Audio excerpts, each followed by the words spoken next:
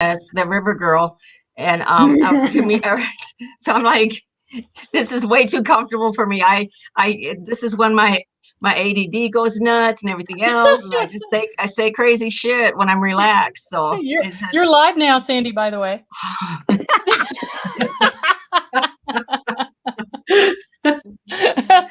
Woo! Hey, when did we go live? To Red Hoop Talk. We're live. We're live and in action and in living color.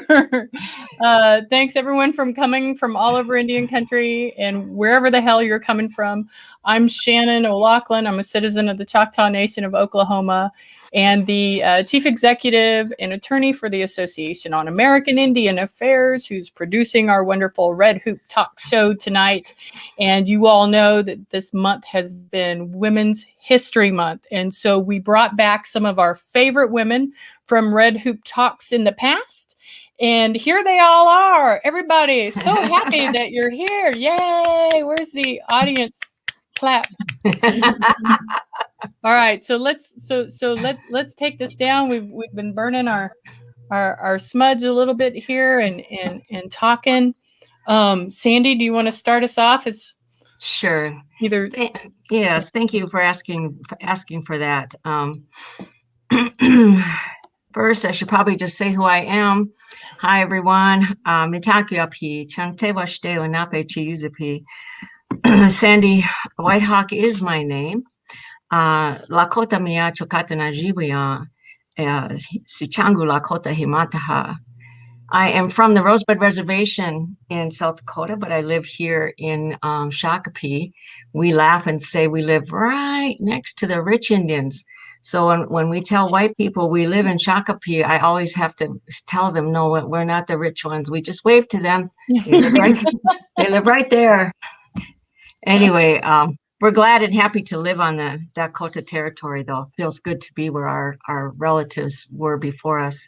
I'm just going to say a little prayer to just ground us, so that we have this wonderful healing laughter. Maybe we learn from each other, but that we come away remembering our women who brought us into this world, not just this generation, but those generations before, when life was so incredibly difficult.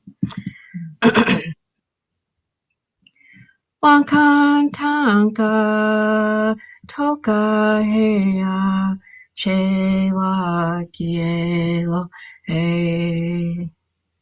Wankantanka toka heya Chewa kielo e mitakueo wani tacha toka heya chewa kielo e. To Kashla, we say Wopilatanka. We say a heartfelt thank you, grandfather, for the gift of this cyber experience, so that we can connect spiritually, so that we can hear each other's voices, see each other's faces, and do what we do best as Indian people: visit and laugh, learn, and live. Ask you to be with us. We know you're here with us. Help us see where it is that you would have us be in our conversation. Mitakiwasan. The song that I sang is a really simple prayer song that the Lakotas say that we have no idea how old that song is. We just know it's a very old prayer song. We sing it at Sundance. I sing it a lot in my own personal life. I love the words. It says, if you were to loosely translate it, it's, I want to live with my relatives, so I will pray first. And that reminds us who we are, as a spiritual people. That's who we were made to be as Indian people. So thank you for that opportunity. Thanks, Sandy. All right. Hey, Jack, I want to say hello to everyone out there in the chat. Please feel free to say hello. Let us know where you're watching from and introduce yourself.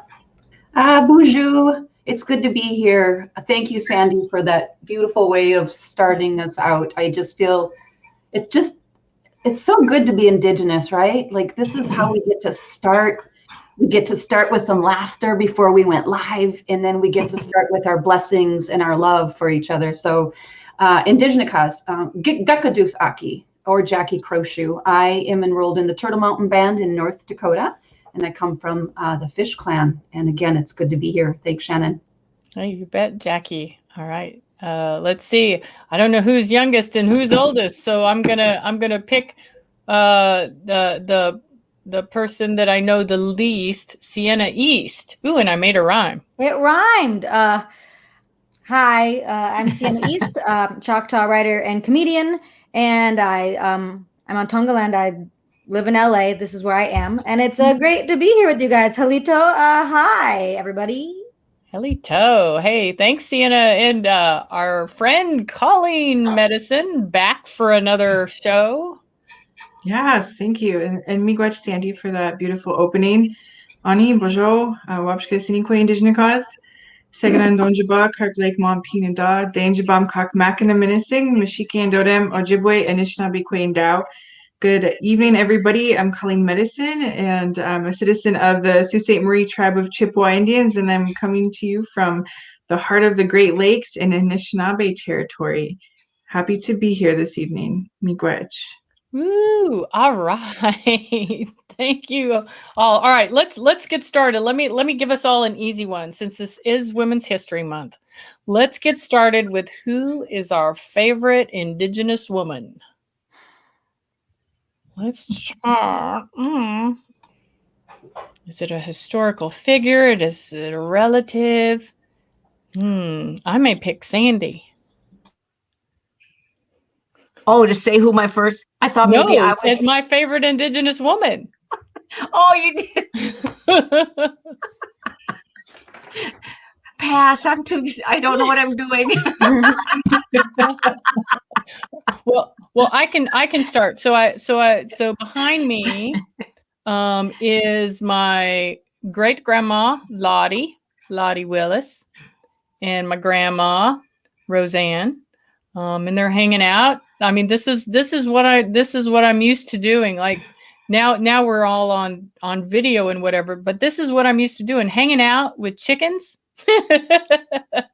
outside in the lawn chairs, and talking and visiting and laughing it up. So I'm glad y'all are here. I love it. I mean, All right, you guys are just going to have to just talk and chime in and not worry. This is not the kind of meeting where we're worried about talking over one another. We're just going to be comfortable and chit chat like we were around the coffee table together.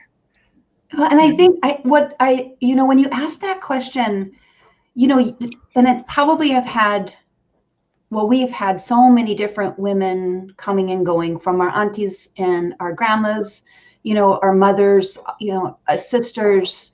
And, when I was younger, I used to think, what is it that I admire? Like, who do I admire? Who do I want to be like? Yeah. And then, I think now it's all of those. Like, there's, of course, my grandma Rosie Day Ryder. In fact, you can see her picture behind me. And she was such a beautiful leader on the Blood Tribe in Southern Alberta, and, was critical in bringing in some of those bundles back up into the Motokiks, the Buffalo Women's Society. I just fell madly in love with her. She was just so kind and humble, and so accepting and gentle, but also very, very straightforward. I knew what was going on when I would sit beside her, and she always just felt so solid. And she's actually why I ended up starting to Sundance, 16, I don't even know how long ago, was because of her. And she was starting to get older, and she wasn't able to do some of the things that she was doing before. So I thought, I want to be there for her. I want to pray for her health and her wellness, to keep going. And so forever, my spirit is connected to Grandma Rosie Day Ryder. And what is it like? I love to hear about the characteristics of our grandmas and our aunties and those people that help to support us in different ways. It seems like we all have things in common, like the look, like, that look that they can give us to just shut us right up. And you described something in there about your grandma, and now I'm losing it.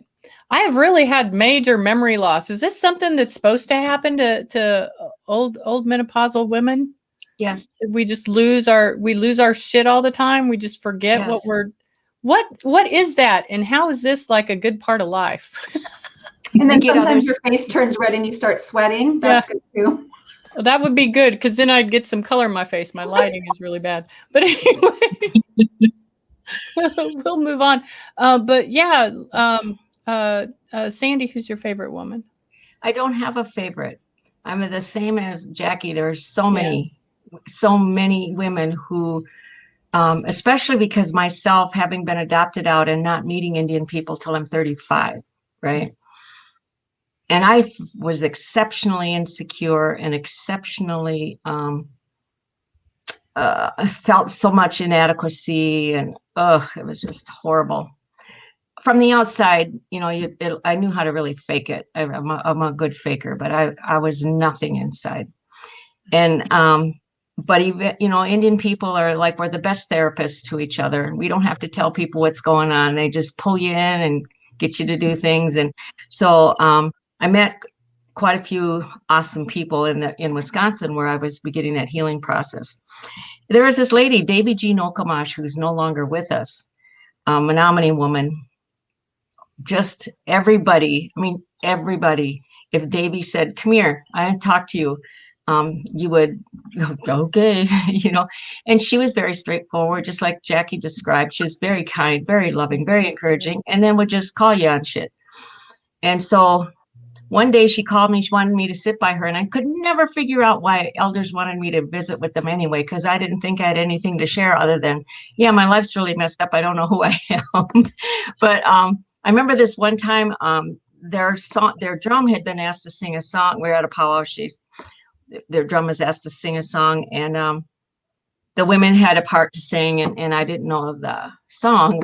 And then during one of the parts, you Lili, and we sit down, and she goes, "Why didn't you Lili when the women Lili'd?" And I'm like, first off, I'm completely feeling embarrassed that I'm sitting next to her right with the drum, and I'm just, everything about it was and she's going, "Why didn't you Lili?" And I go, I don't know how to Lili. She goes, "What do you mean you don't know how to Lili?" And I go, "Well, I don't know how." And she goes, "Well, you have to Lili, you're a woman." And I'm like, yeah. She said, "The next song that we sing where we Lili, you're gonna Lili with me." And so that meant I had to sit there for a while with her. And so the song came, and she goes, "Okay, now you pay attention to when the women Lili on it." And I'm like, okay. And we did it. I did it. It was probably more like, wasn't, I'm sure it wasn't it wasn't that. It was, that didn't even blow out the speakers. That was so nice and controlled Lili you got going on there, Sandy. I have been taught from the best. Anyway, so she gets me to do that, and I'm totally embarrassed, because I know I was just. We sit down, and she turns to me and she goes, "You need to learn. Just keep practicing, because you know what?" She says, "The drum needs to hear it, and it'll make you strong." Mm-hmm. And I'm like, okay. So I practice my Lili. Every time I Lili now, I think of her. Mm-hmm. So right now, today, she's my favorite person. But you ask me tomorrow, and there'll be another woman who gave me a gift. Yeah, yeah, and that's exactly right. A gift. Gave a gift. And Lance brings up something that I wanted to ask y'all. Some tribes call it Lili, some call it Lulu. Well, they don't know. We're Lakotas. Lakotas say Lili. Mm-hmm. Okay. Lakota say Lili. What about y'all? Are y'all Lilis or Lulu? It's a Lili. You're not Lulu. Lance, you're a guy. Yeah. I don't get to say. Sorry. Lance, you're not Luluing. Settlers call it Lala. No, that's Grandpa in Lakota, Lance. I just now saw the chat, so I was like, I see. Oh yeah, there's people. They're talking in the corner. They're like, I feel so advanced because I just figured this out after 4 times of being on. You go up here where it says comments. If you click on it, then you can see everybody's stuff. Everyone's comments. Yeah. So yes, we can see them. And then if we have something we need to say to each other privately, so no one else knows, we even have our own private chat function. But Wow. no one's supposed to know that. Oh, private chat. Okay. Secret. So don't put your private chat. Is Lance the guy who used to co-host with you? No, that was Roy. Roy. Yeah. Roy, I don't know what happened to him. No, I do know what happened to him. I got worried for a second. I was like, what? He's somewhere in Southern California. He got really wrapped up in his job. Yeah. All right, Sienna. Who's a favorite? So I thought about at first. My first thought was my super nana, my great grandma, because like she was just tough as shit. Like she was that bitch. Like she was very much like a lady who like thought about the whole family, and like as a person like growing up, like that's what I want to be. I'm gonna be tough as shit. I want to think about my family. These are the 2 important things to me. And she was the best. But I was also trying to think in the broader spectrum because I was like, no one's gonna like 4 people will say, oh yeah, super nana. I know that lady. She's tough. So I was thinking about other ladies that were like super cool and amazing. Like, well, Man Killer. I was thinking about. I saw Winona LaDuke talk, and Indigenous Peoples Day event like a couple of years ago with my family. We went to go see her, and she is the coolest. She's tough and she's smart, and like my brother's really into like transportation and mechanical engineering, and she was talking all about like a train that goes all the way across the country and how you would deal with that energy wise. And he was following all the stuff she was saying. I didn't understand. I saw the pictures and I was like, these pictures look smart. And she was just super duper like incredible, and she's done so much like in her life, and she talks. I really, really appreciated her and talking about like farming hemp and sustainability, because I do think like sustainability is super important in the future, and Native people are definitely going to lead the way, like in terms of the way that we're going to or should lead the way in how we interact with our environment and as we go on, as we advance technologically and as we advance like into the future time wise. So I was thinking about her, but I also thought about Sierra Ornelas because I'm a TV writer and I don't know her, but she's the first Native lady showrunner, and that's super exciting. And I'm really excited for her show to come out. And there's a bunch of like Jenna, there's a bunch of ladies working on that show as well who are like super smart and like out there and doing their stuff. And so when ladies are out there and doing their stuff, then they're my favorite ladies. That's my answer. For sure. Well, I like there's something about a strong woman who tells you like it is and won't let you get away with anything. And my grandmother, it's not like she ever had to say anything. She could walk in the room, and if I was thinking something wrong, I felt like I was gonna, I mean, that's just the kind of toughness. And you're here, you have responsibilities, you're accountable to your family, you're accountable to me, and so you better, your spine better be straight.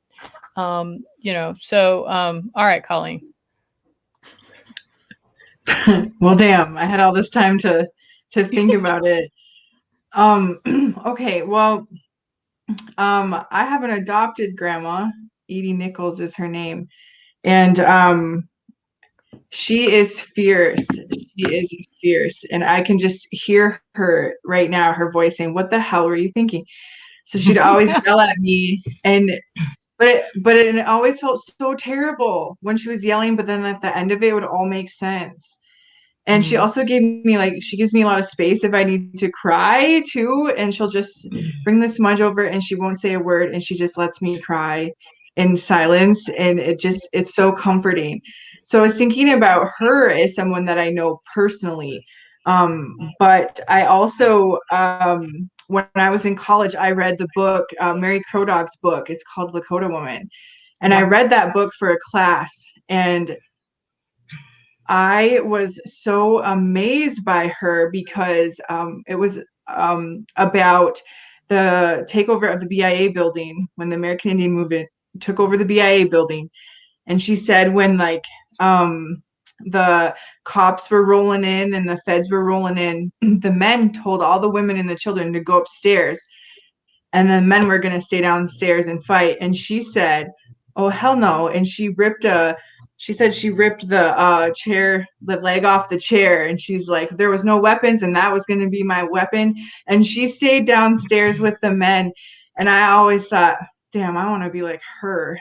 And I feel like I just remembered that, thinking like I really looked up to her before I had really gotten into like knowing more women in my own community. So I'm definitely I know the question said your favorite, but I have two. So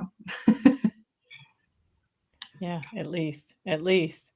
I have all these stories about my grandmother, and one, she would always play this like coy woman who you would never, expect any harm or mischief from. Do you know this kind of woman I'm talking about? You'd never, just sit in the background, all nice and quiet. And so I would tell my boyfriends, I'm like, okay, you're going to meet my grandmother. She's going to do something to you that you don't expect.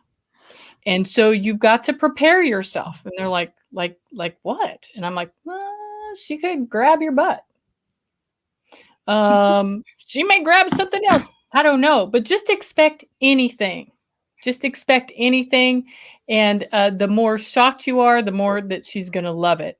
But guess what? You're never going to see it coming. And so I brought this guy to meet her. It was a guy who we won't get into that. But so bring in, she's being the nice, sweet Nana that I love. And, oh, nice to meet you. And this is back in the day when, remember those like MC Hammer pants, those big like elastic waist baggy pants? Parachute pants, yep. Yeah, parachute pants. So she walked by him and pulled those parachute pants open. She's like, you really need to have some proper pants. You guys really need to wear some proper pants these days, and just kind of scooted on. And he's just like, terrified. But anyway, this is my grandmother who I grew up with. So if anyone sees me not being appropriate all the time, that's where I got it. I love it. Yeah, there's something about strong Native women in so many ways that they can be nurturing and loving. And I don't know if I'm there yet. Do y'all consider yourselves aunties? And well, if you're a grandma, you're a grandma. If you're an auntie, you're an auntie. But do you consider yourself aunties, like those that helped us? Like I don't see myself in that role yet, and I'm not sure why. I have to start crossing over. I still like to see myself. I'm like, oh no, I'm a baby. I don't know anything. But like then there's kids around. I'm like, oh, like I'm the adult person now, and say, oh shit, I've already cursed a bunch.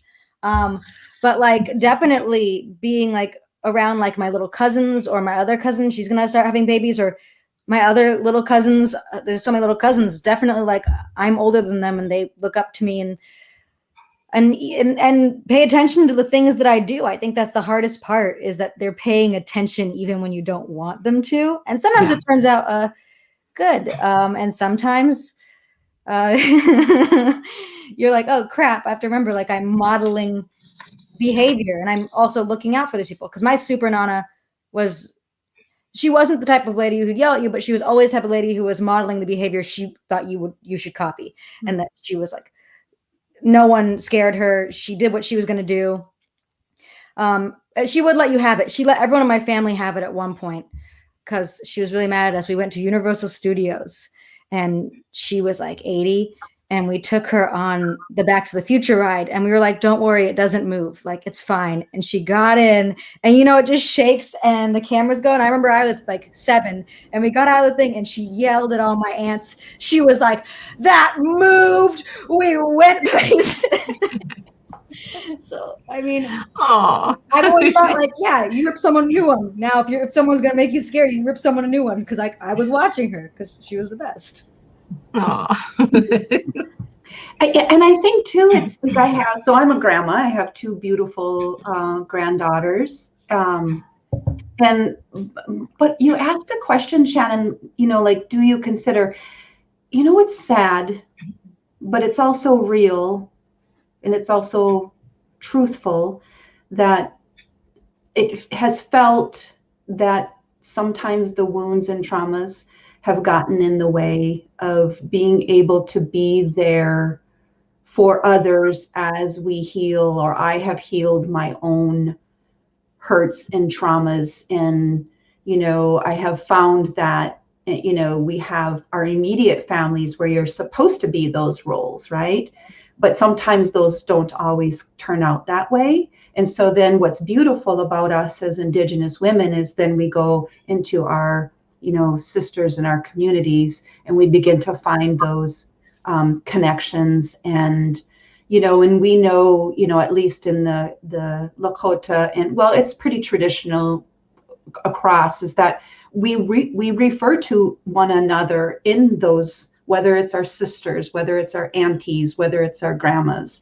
But I just know that when you asked me that, I thought, boy, I haven't even talked to a couple of, my own nieces and nephews, and it breaks my heart, but yet I recognize that I've had girlfriends and other family members where I've assumed those roles as their auntie, and they call me by those names. So it's a beautiful thing, but it comes with, some responsibility, Mm-hmm. Mm-hmm. Yeah. Yeah. So I'm 67, and I'm a Unchi grandma, and I am sometimes that Unchi. The motto in the house is "Don't make Unchi mad," and one time I got mad about something. We were in a hotel room with me, my husband, my daughter, and the one oldest granddaughter, and the youngest granddaughter. And something was making me mad. I had to get something in. We were at home for our annual powwow, and somebody said, "Can you please give us a different whatever?" Because I was going to speak somewhere. And so in my head, this is where I'm at in my head. Damn it! Why do you guys always have to have these pictures? You can pull stuff off, and and who gives a shit what I look like? Just tell them I'm going to be. So anyway, I'm cursing, but frustrated, and my granddaughter runs out of the bathroom. She goes, storm coming, seek shelter. And she runs over to her baby sister and puts her hands over her ears. And I'm like, okay. And she goes, and she just looks up at me. My granddaughter, I just love that girl. She looks up. That was my baby. She was 9. Our oldest is 18 now. Yes, my baby. She just looked at me. She goes, "We just don't make Unchi mad." So I know that I have this kind of aura in the house, and yeah, I know I have that, and I never was conscious about it. In terms of being an auntie, that's put on you. It's not you decide I'm going to be your aunt. I mean, people do that, but to me, I see it more as it's assigned to you by someone comes. But what I think is kind of funny, we have young people who in our lives refer to us as that, and who, if we were to say to them something that we thought they could do better, even if they disagreed, they'd say, "Okay, thank you," and still have that respect. But I have young people who will call me auntie, and you can just tell they're totally into, "Oh, auntie," and I'm like, okay, this one's gonna be not any good. And but I'm kind of saying, and then I see them doing something out of pocket, and I'll say that, I'll say it nicely. I won't even say it like I would, storm coming. I'd say, it's really not in your best interest. Da da da da da. And then all of a sudden, I'm not an auntie anymore because I told them something they weren't ready to hear. But they didn't have that cultural understanding or that cultural experience within that kinship relationship to say, okay, and walk away and say, "What the hell is she new?" but then show me respect when they see me, because that's more like what you do. But so it's interesting. So when someone starts calling me auntie, I'm always cautious, because I always think, now do they understand this, or are they just playing because it sounds cool to call, an older person auntie? If you're going to call me an auntie, I will nurture that relationship, because you're identifying me that way. So it's an interesting concept, but yes, I never put myself out there. But I'll be your auntie if you want me to be. But I'll tell you when you're out of pocket. Yes, you will, and you have told me that I've been. Oh man, it's good. And I guess when I think about having aunties, my Auntie Gina, I mean, because like you have aunts, and as I got older, she became in my head more like my Auntie Gina. And I remember I was in college and I was having trouble with my boyfriend, and I wasn't sure I would talk to my family about it. And I went to her house. I was supposed to go tutor my little cousins. And I went into her kitchen, and she's a little kitchen. I just started sobbing and just saying all of my thoughts. And then she was just like super chill about it. She was like, you make mistakes. It happens. And it was very, I think that's kind of cool. Was cool to me. It was someone who was willing to listen and say, you make mistakes. I made mistakes, told me her mistakes, and was like, here's what you can do to fix it. Take what you want from that. Yeah. It was really nice. Simple solution, a simple understanding that's actually profound. Make mistakes. We all make them. Yeah. Just keep going. I'm waiting for Colleen to talk, so I don't have. Where's to our background music? Well, see, Pura Fay was supposed to join us. She's been on before. When we had her on before, she had trouble with her technology, so I'm not sure if that's what happened this evening. So she hasn't. I haven't heard from her. So sorry that Pura Fay is not here, and she could have sung us a song. Yes. Or we could have all done some pretend we were Eulalie. Not me. I have no idea. My only Eulalie story, I was in DC with, I can't remember, we were at the UN for something. I was out there with some amazing Lakota elders. And so we were invited to this reception, and Eulalie is going to sing.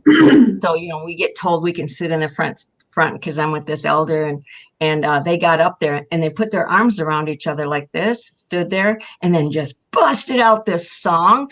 And me and that elder, he's a dude, I kind of looked at him, he looked at me, and he's like crying. I'm like, holy, what are they singing? We're just bawled.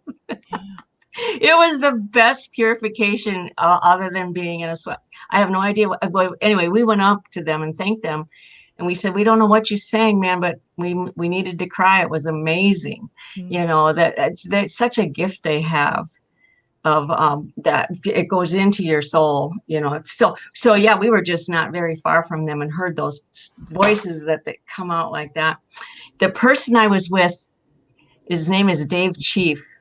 So the next time you watch Dances with Wolves, at the end, they have this old man with a really cool face, sticks his head out of the teepee. That's him. He had a small part in Dances with Wolves, but he was also very politically active. He was in the Longest Walk and in spiritual runs and just super active, but he was really an amazing man. And we were there, for the Leonard Peltier Defense Committee thing. We were doing something there. But anyway, Eulalie was just... Yeah, there's something about that their music that, I mean, I used to play it all the time. I got as much of it as I could. And of course, this is before YouTube and all of it, where everything's been so easily accessible on Spotify and all these other places. So, getting CDs when you go to a powwow, like searching for good music, and man, they helped put me through law school, right? Those voices helped put me through law school. Somebody in the chat, somebody's in the chat. College, Eulalie? Was that? What was her band? Rita Coolidge. She sang with her. No, that was just Rita Coolidge. Yeah. No. Peace. No, she did. She had a group with her daughters. I thought it was because I met them. Shakopee used to do these music festivals every year for 5-10 years, and they brought. It was Eulalie. They brought in Joanne Shenandoah, but Rita Coolidge, because my dad was madly in love with her always, and so I remember saying to her, can I please have a picture to send my dad? But Rita Coolidge sings with her daughters, I thought. Yeah, that's what I'm looking it up online here. I hope I'm not making this shit up. If you're making it up, this is even a bad one. Layla, Eulalie. Layla. Yeah, that makes sense. Yes, I would do that. They're the other women's group that were somewhat similar. Layla. Now I just mixed them both. Yeah. Beautiful women singers. And I never can say. I'm always like, how do I say that? Walela, like Walela. Is it? Yeah, Walela. Eulalie. Walela. Walala. Beautiful singers. Yes. And then of course, Buffy St. Marie. Of course, Buffy St. Marie. It's all. And Buffy's an adoptee. Yes. Oh, I didn't know that. Yep, she's an adoptee. Grew up in Connecticut or Massachusetts, somewhere. But she got to get connected somehow too, in a way that most adoptees don't. But yeah, she's amazing too. Somebody asked who the lady was that shot Custer. Buffalo Calf Road woman, Northern Cheyenne, did that. She fought next to her husband in the Battle of Little Bighorn. Oh wow! Yeah. I didn't know that story.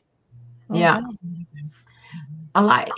When we think of warriors, people that fight, we always think of men. But when I used to try to explain to people, Sandy, why did you go in the service? You're the last person in the world that would be under, accept authority, and I was like, I don't know. I really didn't know. I have no idea.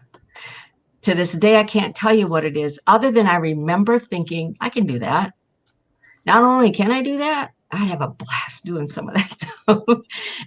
Maybe it's because I just had already been physical as a kid. I don't know. But I've shared that with others, especially mothers whose daughters are going in. I said, they got a gift. They got something that they just know that they can do. I said, I just know that it was never defined that only a man or only a woman has that role. We've always had that role, because it boils down to being a protector. And some protectors, and most protectors actually are not even visible. They're behind the scenes. You wouldn't necessarily see them or know them. Warrior doesn't mean the person out there fighting at all. I mean, there's warriors. Actually, it translates more closely to protector and everything. And so it just makes sense when you look at languages and everything, that it would make sense that, of course, that there would be women who knew and were confident in that's how they could be a protector. So it makes sense that they were out there, right along with their men. Yeah. Well, and I've read stories about there being a Choctaw women or a various southeastern Indians. I'm always skeptical about archaeology and archaeologists, but there was a lot of tattooing. There was a lot of other types of things that were found with women's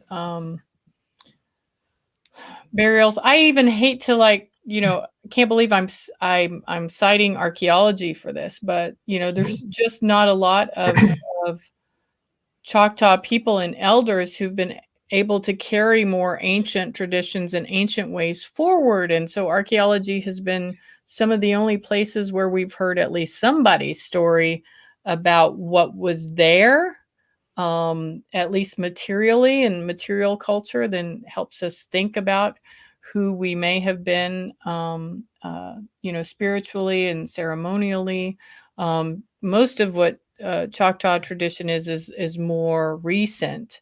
the missionized Choctaw and what they've been able to maintain through maintaining their language through Christian hymns and things like that, right?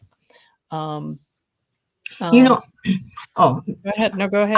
I just thought about how other stories I've heard of women's roles in ways that you wouldn't expect necessarily it be a woman's role. But back pre-contact, there were really only two unacceptable, or what do you call, two offenses that would be done that could require being banished or death, and that was harming a woman or harming a child.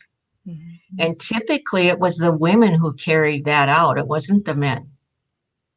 And more modern day, it translated to a blanket party, which means that, a group of women would overpower a man and throw a blanket over him, overpower him, take him somewhere, and then beat him while he's underneath the blanket because he had beaten a woman or he had hurt a child. So I find it interesting that it's the women who would do that, and it makes sense that it isn't a personal fight; it's a fight again of protection, a stepping out of protecting, and we're just as protective as our men are. I mean, I think it's also interesting to think about how a lot of patriarchal ideas that exist around right now are really imports. They're westernized imports. Wilma Mankiller was talking about that at some point in some magazine, about how a lot of the patriarchal ideas and the stuff she had to deal with when she was running for principal chief or whatever, those weren't coming from their history. It was coming from what we'd been taught and what had been brought over here. I liked how I called it an import. That seems like an odd thing to call it, but that was the word I thought of. Perfect word. Yeah. Yeah. Yep. Sorry. No, the Ojibwe what? I was going to say the Ojibwe are a matriarchal society, right? So traditionally, the clan grandmothers made decisions, especially that impacted the entire community, going to fight or war, or whatever it was, picking up and moving to the next place. And I really love that I'm kind of seeing that come back. I see a lot of council members are women nowadays making decisions, and the Bay Mills Indian community just elected their first woman chairperson. So I really at least in Anishinaabe territory, I can see that old school matriarchal society kind of coming back, and I love it. Yeah. Oh, I think we're gonna kick some ass. I mean, you just look at some of the other countries like New Zealand and what some of the women are doing that are leading those countries. And I think it was in New Zealand where they just passed a law where if a woman has a miscarriage, she's able to take time off and mourn and take care of herself and her body. And I'm thinking, frick, here in the United States, you can barely even get maternity leave. And watch out though, we are getting stronger and stronger. And it's because we were to be feared, historically, they had to temper us. They had to silence us, not culturally as Indigenous people, but, from colonization, when they saw that these women were, in charge and that it was a matriarchal society, of course, but man, I just get so excited for my granddaughters, just recognizing, when we're life givers. I mean, we have so much intuition and spirit. And, I look at, I was mentioning, the Buffalo Women's Society, the Moto Geeks in Southern Alberta with the Blood Tribe. And to be a part of that ceremony it's so old, and the bundles and the traditions, but it's so sacred, even when it comes to many times when we're on our time or on our moon, we are removed from. With this particular society, that's not the case. And there's teachings behind why that, why we do that, because we're so powerful as we're cleansing. But with this society, there are different ways and teachings that go along with that lodge, with the Buffalo Women's Society. And I just get goosebumps the more I learn, because I still feel, even though I'm in my 50s, there's so much to learn. And the more that I learn, the more my spirit just grows. And I just feel so blessed and honored, to be a life giver, to be, and then when I'm with other women, shit, watch out. Like, we are on fire, and we learn from those that we are challenged by too, right? It's not just we're all holding hands and skipping in the prairies. Like, there are challenges that we all face, but hell, if we don't learn from those individuals, just as the ones that are, giving us the love and the gentleness and the support. I just feel so honored, and I know a lot of the men in my life, and I'm sure on Facebook, they're like, what about us? You're always slamming men. And I'm not, I'm just no longer like, don't get me wrong. We need them and they have a significant role. But right now, my life has really been celebrating women and celebrating what we offer. So I just think it's beautiful. I think that there is man bashing. I think we do a lot of man bashing because of what's happened. And I think as we heal and move forward, there'll be less of it. I hear a lot of ridicule of men. Mm-hmm. And if I was a man, I wouldn't be stepping forward in a lot of places at all. I mean, and I'm all about accountability here. So don't want me wrong. Yes, I am about that. But that's our historical trauma on both sides, right? Mm-hmm. And it's very much there. And until we really publicly, in a very healthy way and in our communities, address the men who are hurting women and hurting children. As women, we can do that. Until we do that part, we're out of balance yet with that. Because right now, if we bring that forward to a community, well, don't be saying that. Why? Right. That person did that. That person's out of pocket. They should not be doing that. And we say that. So I think until we're able to be in a more balanced way with that, we're going to be bashing and them us as well. Yeah, I think there's honoring women. It doesn't have to go with bashing. I'm just not spending a lot of my energy revering and holding up like I've done for so long. Oh yeah. It's like, so how do we they've always held the narrative for many things. And now I'm like, yeah, you guys still have that and you still have that role. But I also what's the narrative as women that we can bring forth that has been so long silenced, and how do we just say, I saw that quiet, I mean, and I was not even saying for a second that you are bashing men. I'm just saying that I believe that exists. Right, and I saw his post a bit ago, but yeah, I think there's a balance of that, and that men were handed that damn narrative out of boarding school. There are so many things that are out of balance from that experience, that they act like the patriarchy and stuff. Yeah, but look who these Europeans were when they came over to colonize. Yeah. Look at who they were. Right. This patriarchy. Look at how they treated women. You can see in their writings how they wrote about Native people and what. And yes, and do you know at the National Congress of American Indians back in the late 60s, early 70s, a woman could barely bring an issue to the plenary floor. Mm-hmm. Get Ramona Barrett, I think it's Ramona Barrett, here to tell that story. She has an incredible story to tell of how she was sent by her tribe to go and talk on behalf of ICWA, and how all those Indian men there treated her. It was incredible. You would have thought it was a room full of white guys, and how they treated her. So yeah, they learned, really, really good. One of the things, though, that I think, I remember Chris Leith used to always say, women need to take their power back. He said, and they need to take it back with a nurturing and encouragement and compassion. And he was not about coddling irresponsible behavior either. But I got what he meant after a period of time. But I wanted to tell another funny story that I think I would have missed this. But I was applying for a grant for me, Chris, and Jerry to do these community forums. And the grant asked us, how do you make your decisions? And I'm like, I don't know how we make we do what Chris says. And so I call him up and I said, how do we make our decisions? And he goes, well, you tell us what needs to be done and me and Jerry do it. And I'm like, that's not it. He goes, yeah, it is. Women see what needs to be fixed. They're the closest to the children. They're the closest to what's going on in the community. They can make those identifications, and then we do what you tell us to. And I'm like, I don't see that happening, but okay. So I called Jerry and I said, Jerry, how do we make our decisions?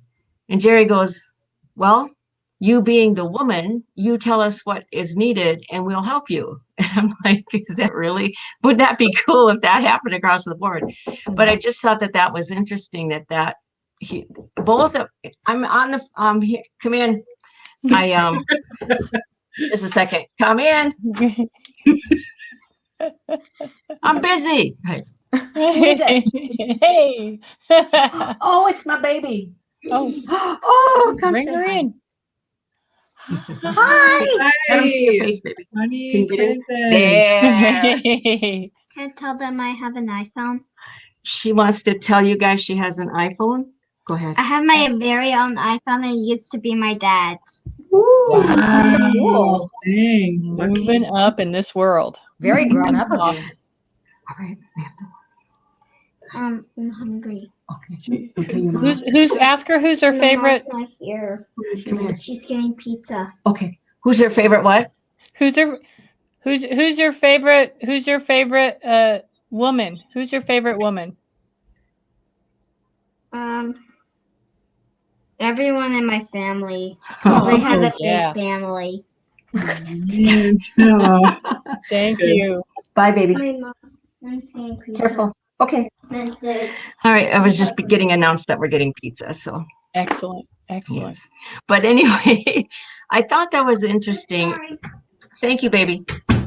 I thought it was interesting that they both had that same response. And I thought to myself, how many other people don't know this? That you could go ask someone for help and that they would help you. I mean, seriously, I would have never thought of that, to go to someone and say, hey, this is an idea I have that I think will help the community. Could you, what do you want to, how do you think we should do it? And so I've lived by that since then and have gotten a lot of help, and it's been pretty amazing. And so, yeah, that's what, I don't know anything else to add to that, but that's just what I learned. I did want to bounce off what Jackie was saying, because I think it's interesting. Oftentimes when we talk about uplifting women, the immediate kind of thought is like, oh no, there's man bashing, even though that doesn't get brought up, because it was this was literally a conversation I had yesterday. It's about to get very nerdy. But my mother is, she's in school and she's studying I should remember better, but she's in school right now. And they asked her what her favorite like superhero character was, and she was really mad. And she was like, and I didn't want to pick a man. And she's like, so I wrote down Harley Quinn because you're always talking about Harley Quinn.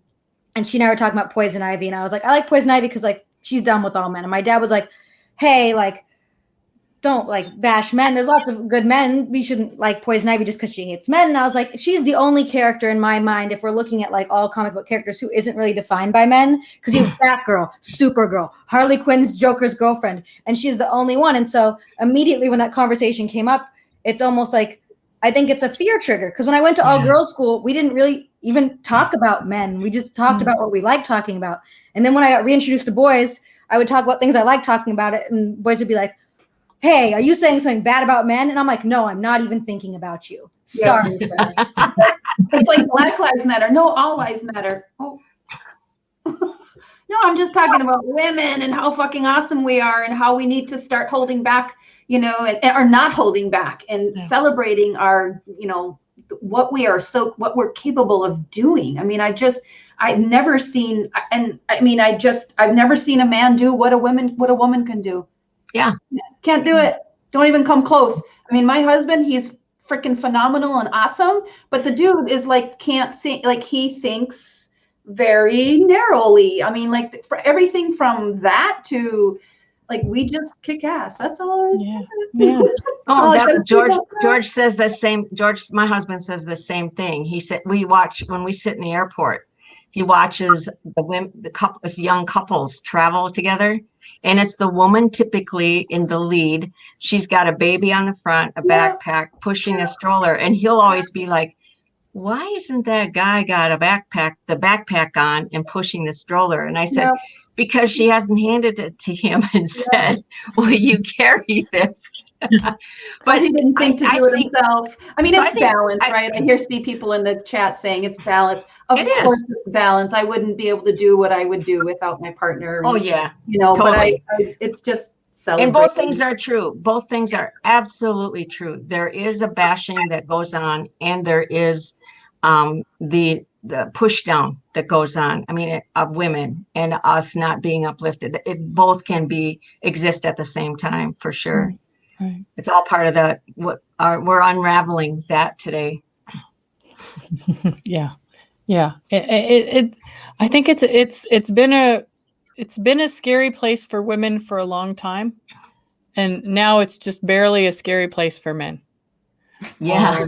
You know, so talk about balance, right? But also about like helping men and boys and socializing them. I mean, the way that we're socialized is such a large part of things, and the more that men are allowed by each other and by women to cry and be sad and be lonely and to love and to be gentle, like I think those are also like really important. Like my little brother definitely, like, he's around women all the time, and he's very like, he's not super emotional, but he also is very like aware and thoughtful. He just wrote a paper on the Odyssey about Penelope, and he was writing about her as an independent woman and how she was better off without Odysseus because she could finally not have ownership and like this whole thing. And it's definitely like, I think I really look forward to, if we're talking about gender as like a social construct and how we're growing, I look forward to it evolving as time goes on. Yeah. Me too. And I love this next generation coming up, boy.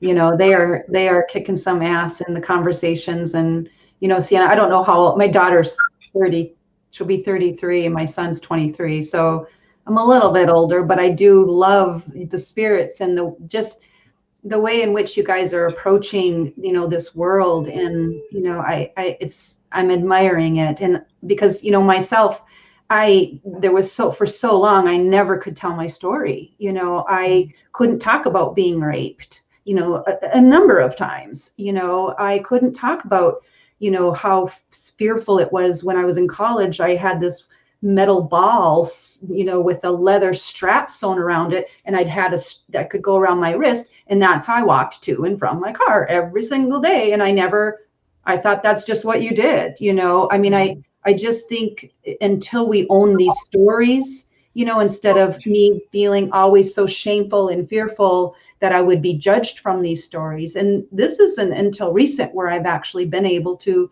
talk about some of these situations and these circumstances, and just recognizing how much men have gotten away with, you know. I just went to the movie yesterday. I mean, we're gratefully we're vaccinated now, right? Like my husband and I had the opportunity of receiving the vaccination, but so we thought, well, let's go to a movie. And so I went to Promising Young Woman. Oh shit. Oh my God. Yeah, that's like some serious take on, for those of you that would want to see it, it's pretty darn, it's intense. It's dark comedy, but what's it called again? It's called Promising Young Woman. I think it might even have some nods, some award nods. Well, yeah, Golden Globe. I think it got a Golden Globe or something, or it was at least nominated. It's nominated for a bunch of Oscars.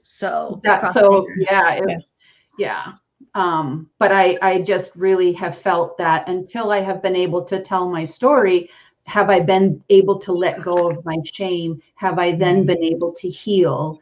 Have I then been able to continue telling my story so other women, you know, are not feeling like they have to carry that shame? That's how we heal, right? Right. Yeah. Yeah, not an easy process. Did you like the movie? I'm curious. I liked it a lot. I loved it. I loved it. And for those of you that aren't going to theaters, you can stream it on Amazon. It's pretty badass for sure. But yeah, I given where I said I was at with, women empowering and, seeing Deb now in our interior, as in the cabinet, like I'm just feeling like, I get so excited about how much we are doing and how well we're doing it right now. What you're saying is really smart, but also on a stupid note from me, when I saw Captain Marvel and she smashes up the spaceship, I was just like, this is how dudes get to feel like all the time when they watch action movies. Like, this is great. Like, I love this. And she's just smashing it. And I remember I was tearing up, and my friend was like, are you tearing up? And I was like, she gets to smash the spaceship too. Yeah. But it's true. It's true. It has so much more meaning when you're watching those women, even Wonder Woman. And, it's just like, oh, yeah, look at those women go. Oh, man, I wish I had biceps like that, Right. What is that one action figure guy, the black guy, the Luke Luthor or Lothar? It's a series. Anyway, he's a comic book thing in there, but his girlfriend for a while in there, I played it over like 3 times because I dug it so much, and it's a series. But anyway, she's just walking in the street. She's got like a purse bag. It's a bag, but it's a purse bag. She's walking along, and this dude comes along and rips it off her shoulder and takes off, and she turns and takes off running because she can run really fast too. And she gets her bag back because I can't remember if he trips, but I thought it was cool that they had him trip because they always have women trip and fall. And she just kicked him and took it back and cussed him out and got her bag and walks away. And I was like, I literally played that 3 or 4 times going, yeah, because you don't ever see that. You don't see the same thing because from day one that a woman is in film, she's objectified in some fashion. Titties have to be out. Waist has to be whatever, and or see through something, or she's got to be breathy, something, right? And this woman was just like was Rosario Dawson. That's who played the part. So she's a beautiful woman, but she just looking average, but I loved it. I can't remember the name of this series now. May somebody listening know what I'm talking about? Yeah. But it's about this guy who goes to prison and he gets injected with something and he has superhuman power, and I don't know, it's pretty cool. But so the women in it are tough as hell. There's another woman character in there too who just Luke Cage, that's it. Yeah, Luke Cage. Good story. And a woman policeman in there who just gets right in there, and so they had a lot different perspective of women in the show, which was really a breath of fresh air. Luke Cage, yeah, watch it. It's fun. Yeah, if you like action stuff. And Angeline Booley, who was on last week with her book Firekeeper's Daughter, the star of the book is a young woman hockey player, and then she becomes I don't know how much of the story I should tell, but she's strong in science. She's strong in logic. She knows herself. She knows how to take care of herself, and becomes an informant for the FBI. I guess I shouldn't say that. Right? Isn't this being a movie? Isn't this being turned into a movie? Yeah, it's a Netflix series. So Obama's. Yeah, I can't wait to. I forget what their production company is called, but I can't wait to see that. And did you read the book, Shannon? Yes. I'm almost at the end. I just started it. Yeah, it's a young adult, so I was like, should I be reading this? Absolutely, yes. You should. You're young. I'm excited then. My son works for Louis Verdrick, so he works for Birch Bark Books, so he's like, books, mom, books. So I get excited because I think I have every single one of Louise Erdrich's books, but he's always bringing in. So I'm excited to read it. And then to see, did they talk about when that's going to be released? No, and I don't think they have the screenplay or the that done yet. That's still being worked on. But the fact that, it's being advertised that it's going to happen. So Yeah. I mean, it Yeah. must be real. Yeah. I mean, Cool. it's just incredible because the subject matter and the things that are talked about in the book are just so real and about our everyday real issues that happen on the res. And if you're native, so I'm looking forward to it. Me too. Yeah. I'm about halfway done with my book right now. Halfway. It's so good. Definitely start your book, Jackie. Isn't the cover beautiful? I just sat there and held it. Like, this is the most beautiful book cover I've ever seen. Yeah, it's like touching it. And I think she's number one on the New York bestseller youth list. Yeah. So wow. I mean, Yeah. that's incredible. And this is her first, right? This is her very first book. That's awesome. Yeah. And she's 53. You know, her first book. That's awesome. Pretty cool. Yeah, we are pretty cool, aren't we? Women. Pretty chill. So cool. What else you want to talk about, Shannon? I love this conversation. Yeah, me too. I know, I'm just sitting back and listening and enjoying this so much. And I was thinking a lot about, you know, we were talking about men bashing or what have you. And you know, I wonder what, you know, the type of trauma that men have undertaken. And it's not just our men, it's all men, like how they've been influenced by shit that doesn't matter, but that gives them some kind of power and you know, how is that fulfilling for anybody? How is that so much more powerful than love and balance? I mean, we see it. It's a disease in everything, and men own that. They're the ones who set it up this way, right? They're the ones who created corporations. They're the ones that dug in the earth to exploit. I'm sure some women were involved, but it was men and the power that they had over.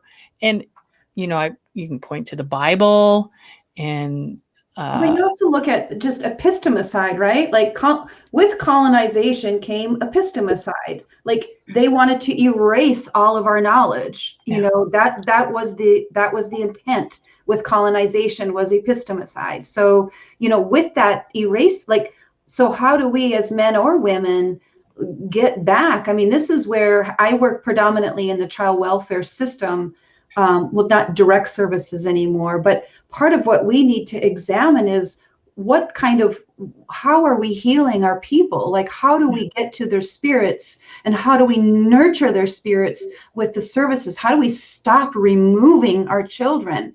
You know, and same in that, both men and women, like, how do we find and get our spirits named? I look at that Lakota worldview, and you know, it talks about how strong our spirits are when we're coming, you know, into this world, into life, when we're born, and how strong we are, and then what we need, you know, throughout our journey, throughout our life, you know, and then as we get older, our spirits get strong again, and we go back to that place. And I'm thinking, but traditionally, when we have our names, when we have our ceremonies, when we have our gatherings, all the things that we need to keep our spirits strong, you know, like that's what nurtures us. That's what keeps us whole. And I think about people who have been harmed and how they've, you know, because then we've also created an interrupted worldview. The Lakota, it was the smooth journey, like what happens when all of the ceremonies can take place, coming of age, you know, all of that. And then they have one where it's interrupted, where a child is removed. And what happens, how your spirit kind of becomes removed. And so, like, how do we find ways of, you know, like Sandy opening up today and knowing your story as an adopted woman, like the fact that you have gained that back, you know, that you were able to offer us that in return when we started. Like, you gave us that song and those words to go by and live by. And same with our men. Like, how do we help them to embrace what our teachings are, how we can grow spiritually stronger? Because we know when our spirits, it's like when we're in ceremony, right? We fast for 4 days. We dance from sun up to sundown. And as we dance each day, we become weaker, because we're not eating and we're not drinking and we're dancing. Well, guess what? Our spirits become stronger and stronger and stronger, And so I just feel like I get kind of crazy, because I think what is happening, that we are not able to get our traditional teachings and beliefs and values out there. And why are we not, like, taking them in and sharing them and living by them in a stronger way? And part of it is because of the colonization, right? Because we think, oh, there's protocol and you have to do this. And then people get scared because, like you were saying, Sandy, like, you don't want to mess up. You don't want to do something wrong. But yet, like, that's how we learn. But then our spirit, I find all of this fascinating, because if there's one thing that I wished we could all take in is, our traditional teachings. Understanding and learning them and living by them. Can you just see how strong we will be as Indigenous people the more we can do that? Yeah. I'm going to stop right there, because I feel like I know. Well, Jackie, what you're reminding me of, or what makes me think of, is how George and I will go to bed at night and just lay there, and we're so grateful. We have he's 45 years sober, I'm 40 years sober. We've brought ourselves back from abuses and things, that all that crap that that you go through. But our grandchildren have not been screamed at and yelled at. I notice things like the baby, she gets to come in. This is her home. This is where she lives. Wait, I don't have to be so strict with her to say, you can't come in here. She's happy. What, that took half a minute? And off she went. Nurturing, and certainly discipline. I mean, she knows I got the look for her. She knows. But here's what I noticed. Like, when you're playing and you don't have to look over your shoulder when an adult comes in the room because you're safe. I noticed that because I wasn't safe. All these things, add whatever it is you would like to add around chaotic, abusive environments that many of us grew up in. Because of that, our grandchildren are connected in a way that blows us away. And here's an example. Now, Nina, the 18-year-old, we took her to ceremonies. I mean, she was just with us all the time. So she has a lot in her as a young person. But one day she's playing with her stuffed animals. She used to go to meetings with me all the time and carry them around, and they all had names. But one day she decided, she's sitting them all out, and she said, "This one's a boy. That's a girl. Boy." And she got to one, and she hovered over it on the floor. And I'm working, and I kind of look out the corner of my eye, and I see her over there. And she goes, "This one's a boy and a girl." She's never heard us talk about that I'm aware of. I mean, I'm pretty sure she had. And she went, "This one's a boy and a girl. You sit here." And then she just keeps playing. How does she know that? You know how she knows that? She's that prophesied generation that has that knowledge. And it's there because she doesn't have any lies put in her head. She doesn't have any intensity put in her. Nothing but love. Uninterrupted. And I just kept working and crying, going, "Oh my God, I just witnessed a shift," right? I witnessed it. And so when I told that story later, when she was older, we were just all sitting at the kitchen table. We have these great talks at the table. And I said, "Remember, baby, when you had that?" And she says, "I kind of remember it." She goes, "But you know what? That's pretty cool." And I said, "It's really cool that as a young child, you had that. Was just a natural." So this is what we have. Your grandchildren are going to be the same way, Jackie, because of you and Kirk's way of life, and the parents' way of life. They're going to have that. And when there's no chaos, no anything that they have to continually filter out, the creativity and the way this little one talks is like, Yeah, it's awesome. And I just cry sometimes because I came from the exact opposite. Plus, I used to be a very abusive mother. It took me 10 years of my sobriety to undo that habit and undo that. So we're really shifting. And I'm one of thousands of our families that are turning that around and giving birth to children who are going to turn it around. It's amazing. I mean, I'm definitely on the other side of that, in that like I know my family has had trauma and sadness, but like it's work and it's effort and it takes generations to undo. Like my super nana, my dad, like they've worked so that like I haven't had to deal with those same things. And I know that's something that they've given me. That's a gift and it's been a choice. I don't know why I'm tearing up. Oh, it's a beautiful thing. Yeah, but I have mascara on. You can't cheer up when you have mascara on. It's the rules. Yeah. But I'm very much on the others. Me and my siblings are very much, and my cousins are very much on the other side of that. And I see how that is a choice and how much time and effort and work that takes, especially when your family deals with trauma, as I believe all of our families probably have, because Natives have had a lot of trauma, and it's a choice and it's work, and it's amazing that when you're able to create that and you're able to make that change, because it's not 1 second, it is decades and decades of work. It's hard work. And I feel like this pandemic just really challenged us to our core. And it was, in the beginning, it was very beautiful because I felt like we had a lot of compassion for each other, not knowing, what was going to happen. Like it was pretty easy, 10 months, and then it got really challenging. And thankfully I had ended up learning how to meditate. So I loaded an app last January, and I've been doing it diligently every day. And then yoga. And I realized, because I haven't been able to get into the sweat lodge, which has been really hard. We didn't Sundance this year, which has been really hard. We have our chanupas, we have our medicines here, and we've been drinking our teas and making our tais.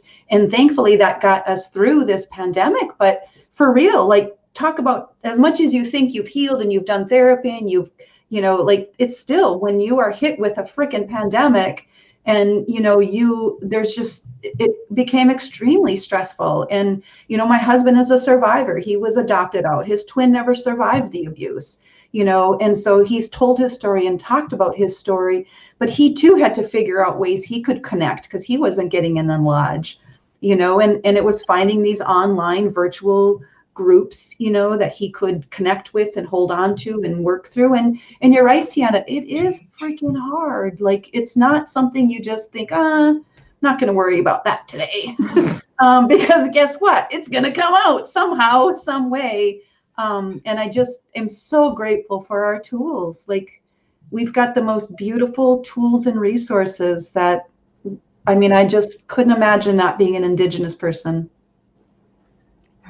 Right. The pandemic has given us opportunity to really live in our values and gain that guidance from them, and to not humanize everything that's said. So for instance, I've learned to say a multi-generational family. That way white people know I live with my kids. Otherwise it's a multi-generation. So and then we took in 2 of our other relatives. So we have six adults right now currently, and sometimes we have 8. It all depends. But during the pandemic, it stayed 8. So there's 3 grandparents in our house, and then another young adult, 28. But so what we've done is really use this time to say, we have to say and remember temporary. Temporary, we're used to temporary being a day or 2. It's temporary, a week. No, temporary really could be a year or 2, because that's not forever. Mm-hmm. So we had to say, okay, what did our people do when this shit hit the fan? This is not the only time. And how did we do that? And what did we learn? And so everyone had to figure out how to get stuff out of their body, like how you were talking, Jackie, with the meditation and whatnot. And we had to, my daughter really had to focus on that.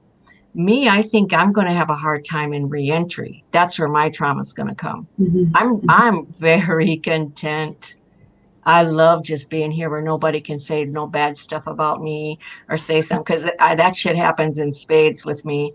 I seem to really, people just love to do that with me. So for me, I'm like, this is good. Nothing's happening. I'm in my little shell here. This is really comfortable. Well, and And I'm going to have a harder time going back out. right? It's going to be really difficult. But you're so strong. Like, it's so crazy that you say that, because I just see you as like this like this extrovert with all this passion That's and what people knowledge. say. Like, I'm a good actress.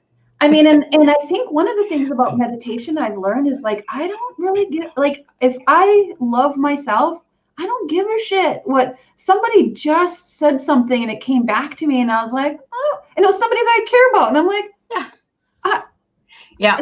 Sorry. Well, they say that in the program. What other people say about you is none of your business. Well, that's true.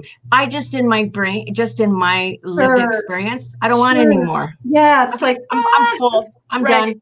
Right. Nevertheless, it's still going back out. I'm gonna be like, yeah. okay.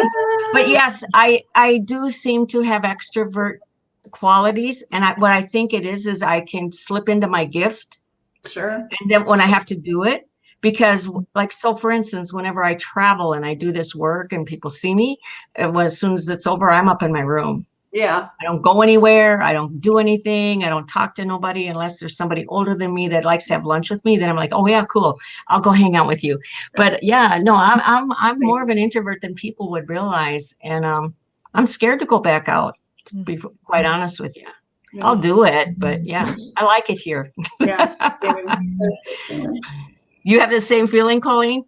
Did you say? Well, yeah, and I think for me, like the surviving through the pandemic has been interesting, because I have no connection, or I can't go to the elders. Well, maybe now, right? Because a lot of people have been vaccinated, but in the beginning, it's like I was alone and I lived alone, right? And so it was like just all I had as like company was spirituality, right?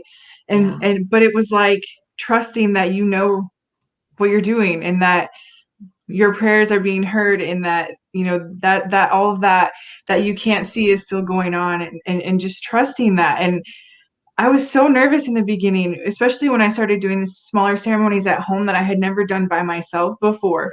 And I was scared in the beginning. I was, and it's the lateral violence and all the things that go on in our communities that make us feel like we don't know what the heck we're doing, when really all it is just talking to spirit and doing things in a good way. But I was like thinking, gosh, what if I screw this up and I'm just by myself and I do something wrong? And then after, months of that, it was like I stepped into some sort of power that I hadn't felt before, where I felt really like solid in my truth. Like, I can live alone. I can be alone. I can do these things alone. And I felt really like empowered by that. But then the more I like come out of the shell and the more we start venturing out, like into the world again, it's like not everybody is on that same page. And it's like breaking my spirit back down. I'm like, oh yeah, it was way better at home. I better back there. You know what, Colleen, you were on your own vision quest. You were like Humblecha for months by yourself. That's an amazingly gifted place to be. And look what you learned in that time. Wasn't that beautiful and awesome? You wouldn't have done that otherwise. Now you have a spiritual confidence that you would never had before. That's so beautiful. Yeah, it's definitely been a journey. But and I wanted to go back a few comments to Jackie when you were talking about what can we do, for these things, right? Because I know people who will not come back to language class because someone laughed at them from the way that they spoke a word. Yeah. I know people who will not dance in our circles anymore because someone said they didn't do it right. Yeah. And I know people who won't show up somewhere because maybe they don't look Native enough for that crowd. You know what I'm saying? And like the lateral violence that comes into our communities, I know is from that trauma. It's from the colonizers. It's from everything that was meant to stamp out and eradicate our people. And now it's still trickling through. And you were asking, like, what can we do, right? What can we do? And honestly, like, there is no perfect answer, but I kept thinking, like, language and culture, that's where it's at. Yeah. But then we have these people who are afraid to even come to that because of the people who are so, the people oppressing them, just like they wanted us to do to each other. They're pitting us against each other. And so, Yeah. and I feel so sad. Not everyone has the confidence I have or we have in this circle right here, right?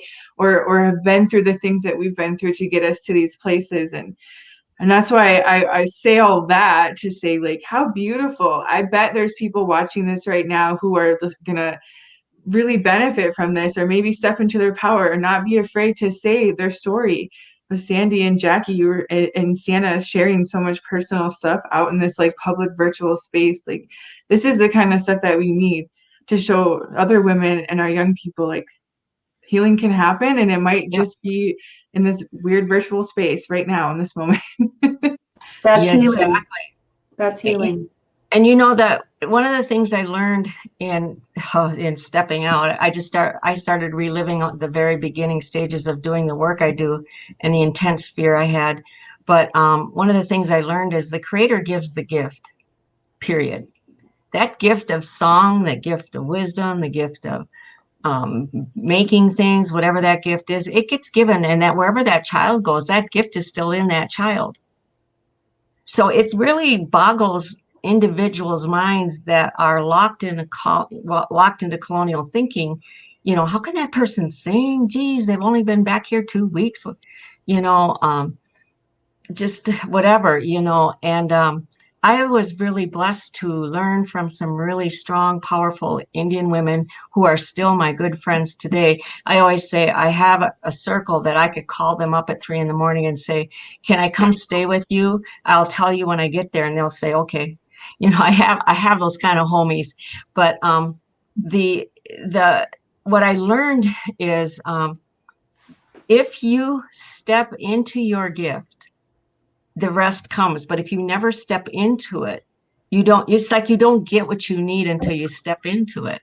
Like how you were nervous and afraid. So the very first time I'm standing at Birch Coulee with Chris Lee, there's a whole long backstory that I can't share here, but that we're going to do a wiping of tears for those relatives who had been removed through foster care and adoption. This had never been done in any community anywhere. And I had shared with Chris a vision that I had. I wouldn't have called it a vision. He called it that. That's why I call it that now. But we were going to do this thing, and this ceremony, he had it all planned out, and I'm helping him, right? I'm not doing anything. In my mind, I'm helping. But I'll never forget, as we're sitting there, and he was getting excited. He goes, "This is going to be really good. The people need this. This is long overdue, blah, blah, blah." I just, in my throat, in my stomach, I just was like, "Oh God, there's no way in hell I'm going to do this. What did I let this old man talk me into? I'm going to get annihilated. They're going to think, who the hell does she think she is? She's got this old man wrapped around her finger. She's a young single woman. He's an old vulnerable man," which he was clearly not an old vulnerable man, but just all the thoughts that can go through people's mind. Mm-hmm. And he was so aware of it. We never talked about it, but he was so aware of it. He even addressed it that day. He said, "I want you to know that we are going to begin this work. Sandy is not here and he just like called it all out. But when we were actually going to go do the ceremony, I got scared, and I looked across the arena, and I went and took tobacco to the commander of the Gordon Weston Lodge color guard. I had come into the powwow arena with them as a veteran. And I gave him tobacco, and I said, "I'm going to be really afraid to do what we're going to do. It's going to take too much to explain, but I am so scared. I need support. Will you stand in the forward direction?" I gave him this thing. I just kind of like put it together and said, "Would you do that? And when I look at you, just, know that I'm looking for some backup strength. You don't have to do anything. Just stand there." I was more than happy to do that. So they did that. That's how afraid I was to go before the people.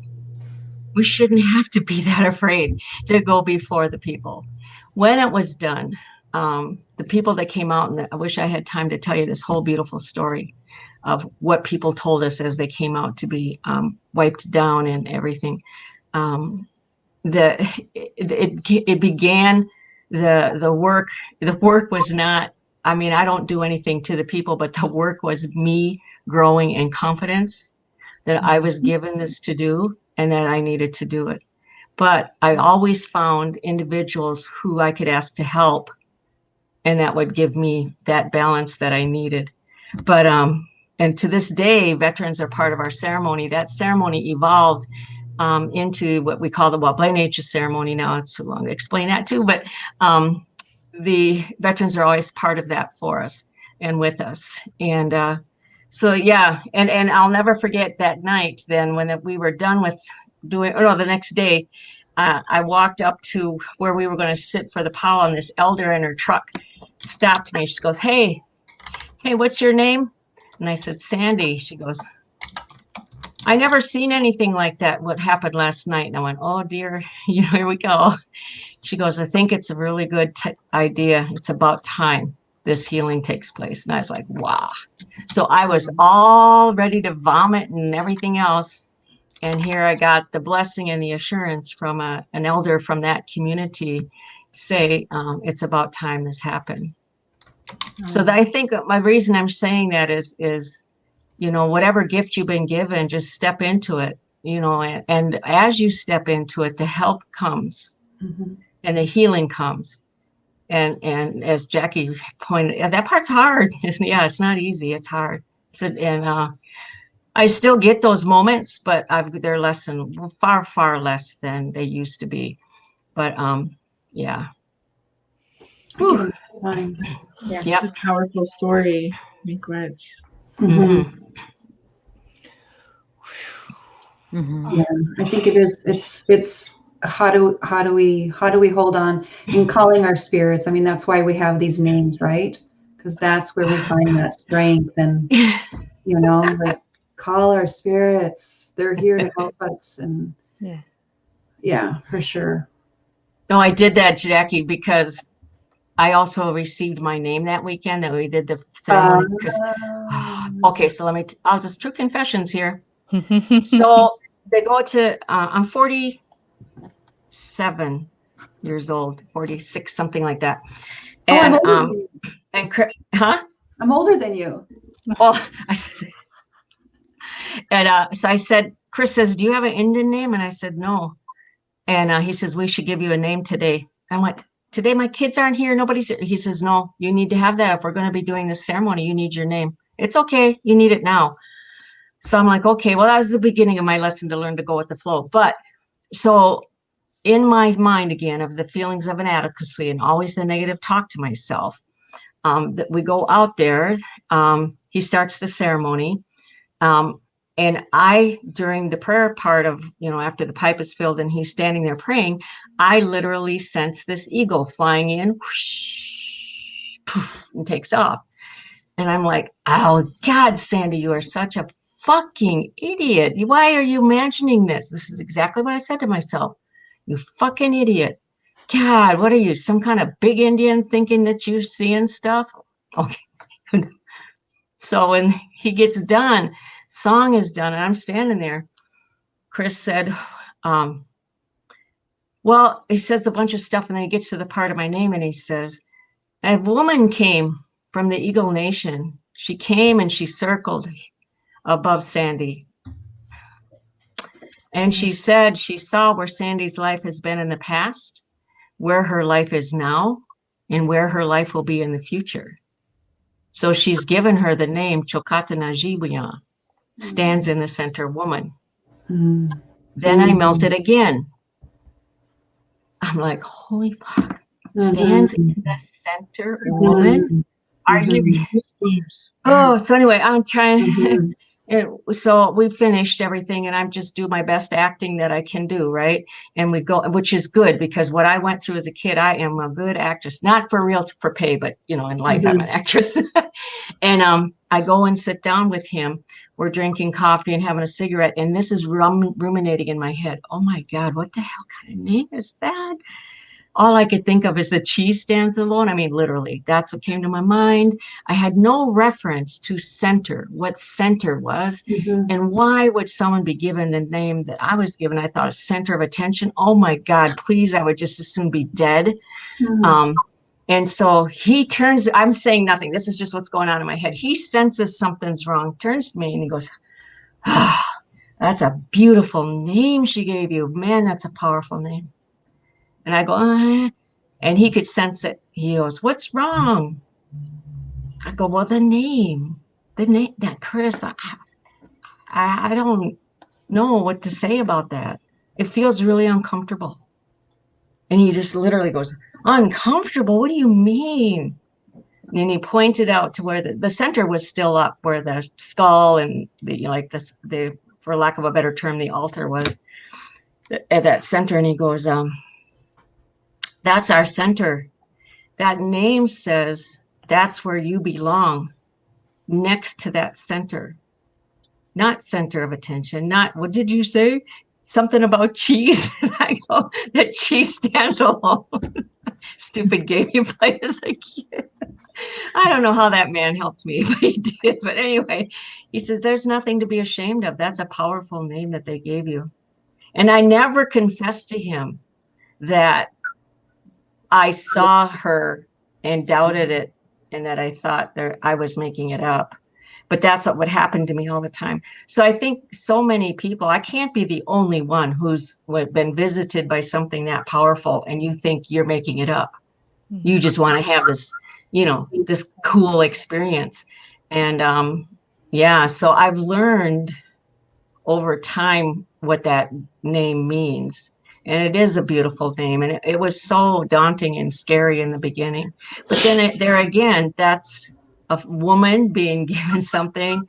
And I'm a person trying to do it in a way that as a Lakota woman, leads. And I've realized that that's what we do. Somebody mentioned that earlier. I think it was Jackie, that we do lead.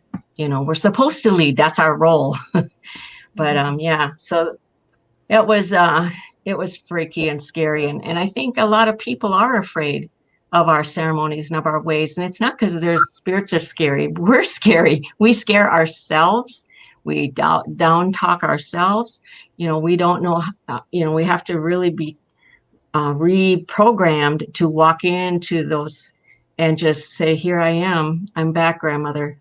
And not be afraid of mistakes, right?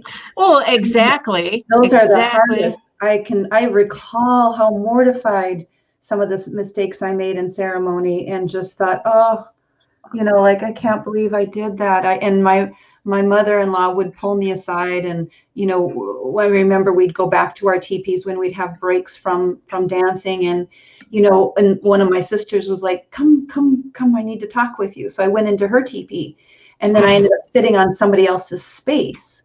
Right. Oh.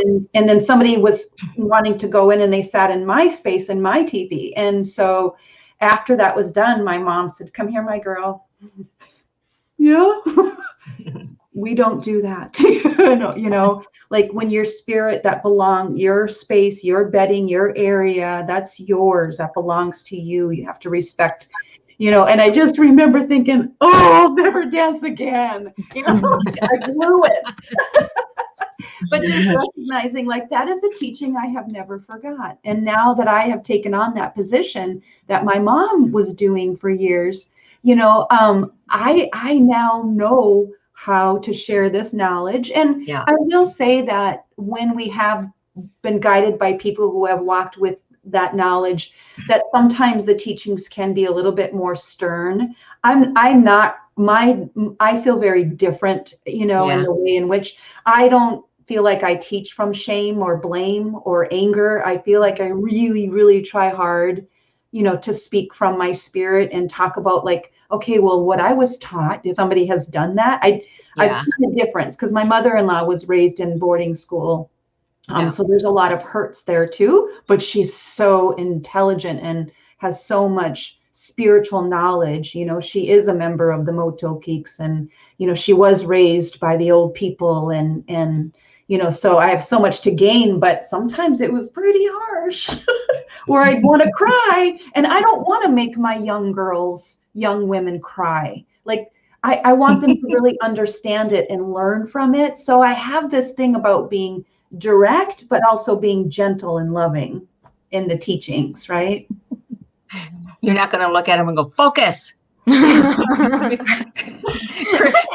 Chris used to say that to me. Focus. I'm not always going to be here. Yeah. That's how those. Yeah. Yeah. I don't want to be crying and scared. Exactly. I'm Jackie, I think all the time I got slapped. Jackie, I think that's so important, and it's a really good message for our young people, because I've definitely been in that position where I've screwed up royally, and the embarrassment is like enough to just get you. But I remember a young lady in our community who worked with me pretty closely with ceremony and in the office I worked in. And she said to me one time, she said, well, you just look so fearless when you walk in there into ceremony, like you're not even scared. And I was like, yeah, haha, like you'll get there, like no big deal. And then I sat down and I was like, she has no idea that my knees were wobbling.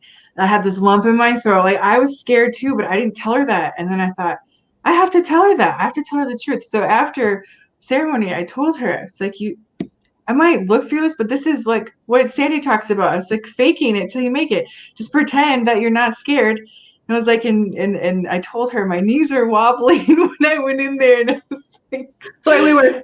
She was amazed. She was amazed. So but funny. you know what's so crazy is though because I also recognize that there have been people in these positions that still walk with their trauma, and that their traditional knowledge, whether they were raised with their language because they were so blessed to have it, like sometimes just because somebody has their language doesn't make them traditional. Yes, they know things differently because of the way in which the language works, but I've seen some that knowledge being carried as power.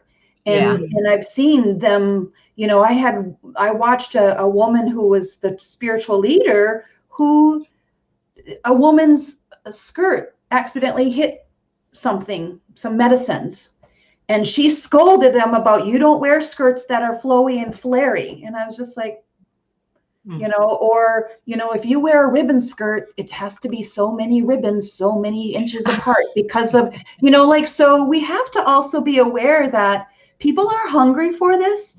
And it's those that are raising their hand, calling themselves these things, are the ones that you kind of like, you know, so when people say, oh, there's a sweat here or sweat there, I'm always like, okay, who's pouring? You know, because I want somebody who's going to be loving and gentle and kind, and not scaring and shaming and blaming and ridiculing and judging. And, you know, because I've seen that. I've been aware of that. And that is not how I want to be or how I want to teach, because I know how I learn best. Exactly. Yeah. Exactly. Good point. Good thing to bring out and remember that I started laughing when I saw all the ribbon skirt laws coming out. I remember when I used to wear my traditional skirt and top back before everyone was wearing ribbon skirts. And I remember people looking at me sideways, you know, oh, that's nice. And I'm like, I don't need to explain to you why I'm wearing what I'm wearing. You know, I was instructed to wear this, and it got, it's too bad that it's gotten competitive. But again, you know, we have to stand as firmly as possible, and hopefully those that are going to be moving forward are attracted to compassion and to that teaching of love. And because I remember Chris always talking about, we are supposed to be growing and this be, you know, not be like the spirits, but as close as we can. They are, he'd always say, they're very patient. They're very patient with you, and they're most kind, and would never, you know, I remember he'd say, you need to sing. You need to sing. And I'd say, I can't. Oh, so you don't want to hear me sing. He goes, it's not for me. It's not for anybody else. It's not even for you. The spirits want to hear your voice. And it took me years to be able to just sing those prayer songs in the sweat. And then, and then moving beyond that. But yeah, we're so removed from that love and that compassion, which is the central teaching of every single tribe.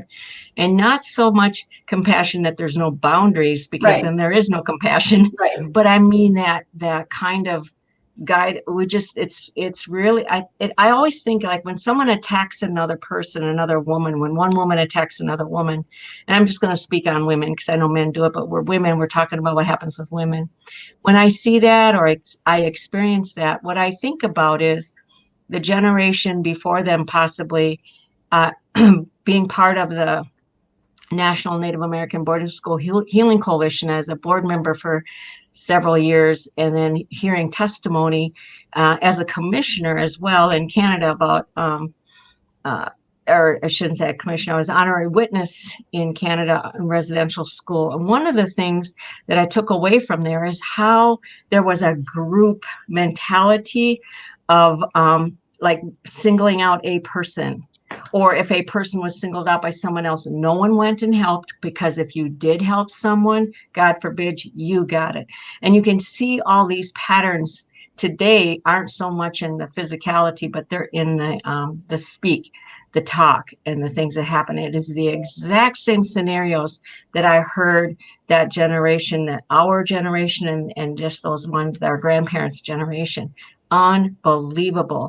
And every once in a while, you'll hear a story. Like my brother, he just introduced me to someone. He said, this is so-and-so. And he goes, he protected me in boarding school. You hardly ever hear that, that he protected me, because my brother said he was small when he was in school. And you hear the opposite, the attacking. And that's somehow, I think we'll evolve from that as well, because I think our younger generation is really just pretty sick of that, and are going to speak to that and help eradicate that, because it doesn't, well, it has to leave. It's part of the prophecy that it'll leave. Yeah, for sure. Hey, I found a good Eulalie song to play for us. If you want me to play a video, y'all want some music? Is it the Sure. Woman Warrior song? It's called Mother. Oh. And I found, so I haven't heard or seen this one before, but it's a tribute to Native American women. So it's using that song, a bunch of wonderful photographs of Native American women. So let me see if I can share this. Get the audio and that and go. And let's make sure, there we are. Play. Whoops. There we go.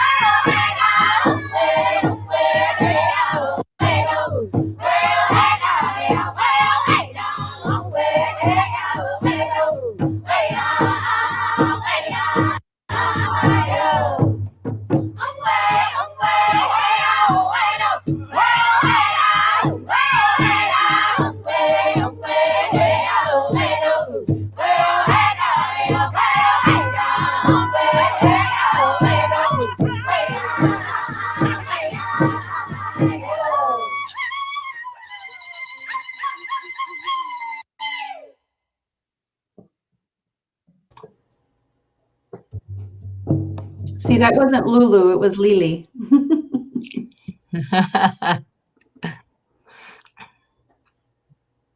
Man, that just isn't that something that just goes right to your soul, doesn't it? Mhm. Oof, what a gift those ladies have. Dang. Beautiful. Absolutely. All right, let's see. Thanks for playing that, Shannon. Yeah, I was looking around when we were talking about Eulalie, and I'm like, well, there's got to be some way we can get Pure Faye on, even though she's not here with us tonight. So there you go. And it just seemed perfect with all those beautiful photographs. Isn't Pure Faye in that rock and roll movie?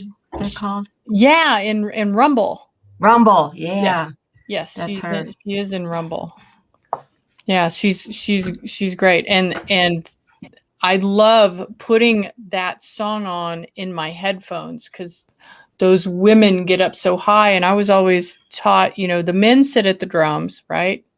Because they need to do that, and the women are behind them singing to, singing to spirit, but the men need to be on the earth and doing beating that drum like that.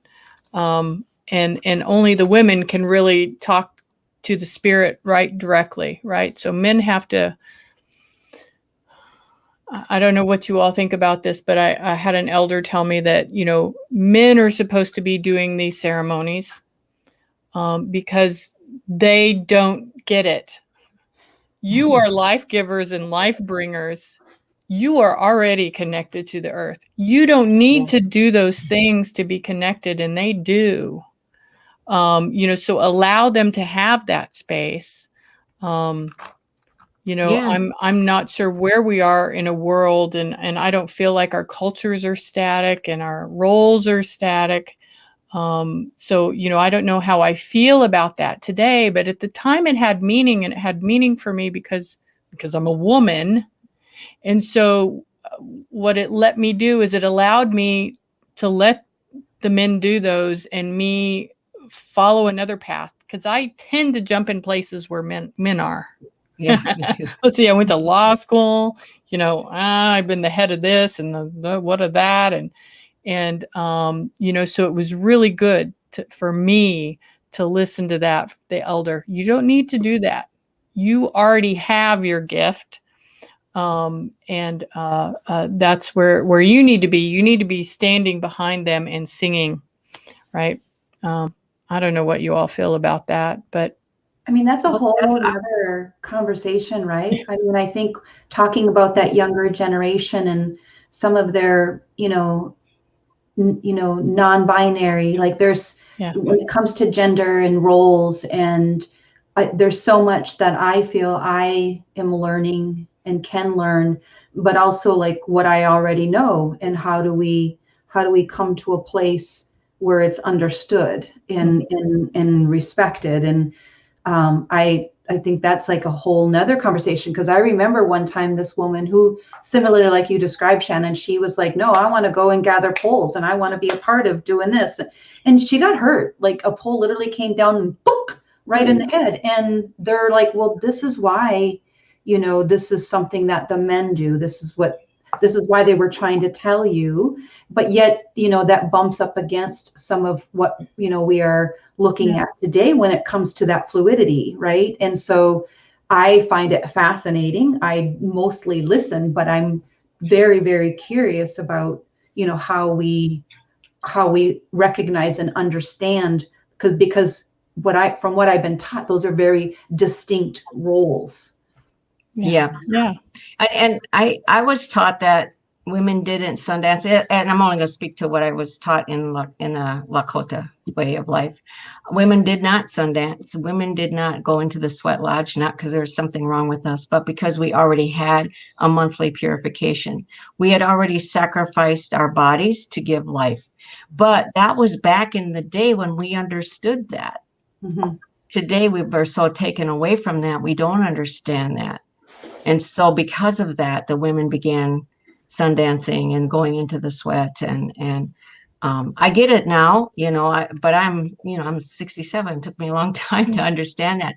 The other thing, we had a great topic is our Two-Spirit LGBTQ relatives to come and to speak, and our spiritual leaders who understand who our people are, because there are so many now coming to us, and at a very young age knowing who they are, because they're able in this society a little bit less restricted to where they're telling us who they are sooner than we realize, or sooner than they have in the past. And it's our responsibility as a community to be able to help nurture them and grow them, and they're here to teach us. Because this is, our Two-Spirit people were held in high regard, and there wasn't a question about what gift that they would provide to the community if they told us this was their gift. And that's a whole other topic, but it's something that I believe needs to be discussed and brought out, because it's another area of healing that our community needs, and our Two-Spirit LGBTQ community needs to hear and see that we are here, we see them, we hear them, and we are here for them. Mm-hmm. Absolutely.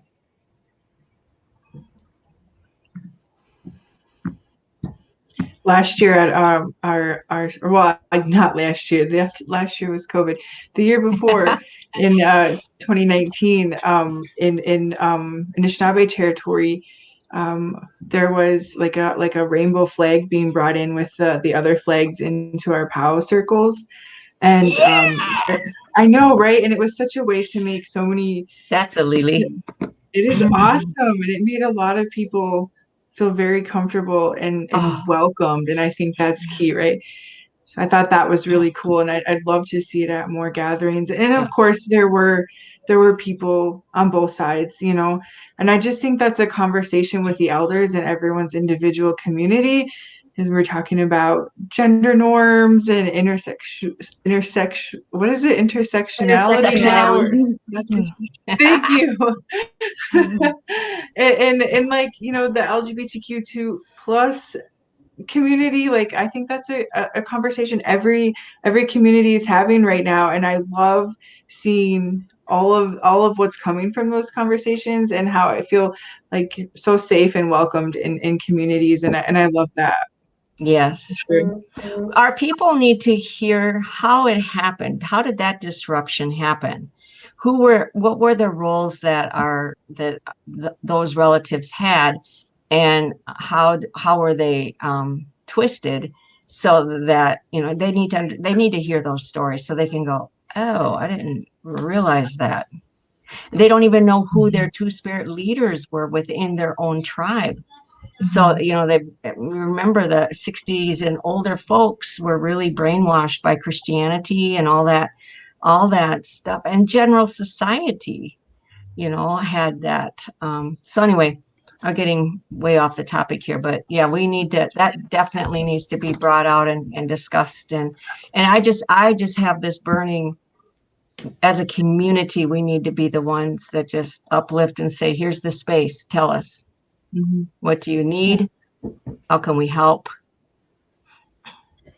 There's a website that's We Are, just the letter R, Native, and it's made by youth, for youth, and it's such a great resource that our youth created, and it covers everything that you can imagine. And you know, so I don't know if anybody is working with youth, but definitely they've got ambassadors, you know, that you can, you know, that represent them. But if anybody's ever looking for youth resources, there you have it. It's excellent. And it's I've never seen such a phenomenal website before. Cool. Hey, I think we might have, playing that video, I think we may have called someone to us. Hey, Pure Faye. Hi. Well, Pure Faye, we just got through playing a Eulali song, playing Mother. Okay. Oh, can we hear you? I don't think Yes, we can you hear me? Oh, yeah, there you are. Yes. Okay. Okay. Is that loud enough? Welcome. Okay. Nice to see all of your faces. Yes. Jackie, Colleen, Sienna, Sandy, this is Pure Faye. Woohoo! Nice to meet you. I think we met years ago in Shakopee at the Mid-Wacaton. Shakopee Mid-Wacaton used to have a music festival. I think I met you then. Now it's probably been about 15, maybe some years ago. You guys came and blew us away. How are you? Good. Doing good. Thank you. How about you? Good. Sukapi, as I say in Blackfoot. Sukapi. Good. How's it going up north there, Pure Faye? It's still snow here. Oh. Yeah. Max just bought a piano for the kids. We found one online for free. So they just started this piano in. So we were kind of, yeah. You've got some reverb or echo coming from your I'm mic. sorry. I just did a concert right before this one. Hold on. You kind of sounds like what's that? Charlie Brown, maybe? Yeah, right. Native woman Charlie Brown. Okay, now it's normal. Yeah. I still hear it. Really? I took it off. Yeah. So it's taken off your consonants. It's taken off your consonants. Now it's dry. Hmm. There's no reverb on there. Yep. Oh, no, distorted. Yeah, it's still distorted. Oh man. Here's one more thing I can do. I'm going to take it off the. I can hear. Sorry about that, Pure Faye. Oh no problem. That's what happens when you're not there for sound check. Do you have your mic plugged into an amp? Somebody made the suggestion in the And then maybe your volume adjustment. How's that? Is that, Is wow, your that sounds weird. Pure Faith, is your mic plugged into the amp? An amp? Yes. Maybe, can you plug it into your computer? Because the amp could be distorting it. And then someone else said your volume then too is probably an issue. Yes. You know what I'm going to do? I'm just going to take. I can hear I'm it. not gonna Fine. use Now, it. Yeah, at you're that spot sounding right better. Wait, you're sounding better. Come back. Come Sit back just a How's tad. that? Sit back a little bit now. Now talk. How's that? Much better. Okay. Much better. Okay. Okay, don't Sorry move. about Talk. Don't move. Okay. Maybe I don't need So- to use. Okay. So JD's asking, is there another name or another word or something to say women? And I know in some languages there's not necessarily a name for woman or man. Do y'all know any in your languages? Is there Ikwe is Ojibwe. We are is Lakota. Yeah. And that just is is the sun and rock. Mm-hmm. So I mean, Which it's is powerful, right? That in and of itself, that meaning in and of itself is powerful for the word woman in Lakota. Yeah. It's beautiful. Sienna, what were you going to say, Sienna? I was going to say, well, in Choctaw, there's Ohoyo as woman and Hatak as man. And I think that's interesting because you're bringing up woman X. Because if we're looking at English, it's woman and female and male. But I avoid using woman X in general because it's often used to exclude trans women. Like people are like, yes, when they use like as if it's inclusive of trans women, as if they're not acknowledging that trans women are women. And so I just say women, like period. I know that men's in it, but I would never want to. It's a word that functionally often gets used to exclude trans women who are women. So it's kind of, I don't use it. It's not a game I play into because I think it. I don't think it. I think the way that it's been used has been harmful. Yeah. Good one. Thank you, Sienna. I just learned something. Yeah, definitely. And because I don't like the woman X either, but I don't like change. So what do I know? So I need to hear it from somebody like you. Well, and to me, it's about intent, right? Everything is about intent.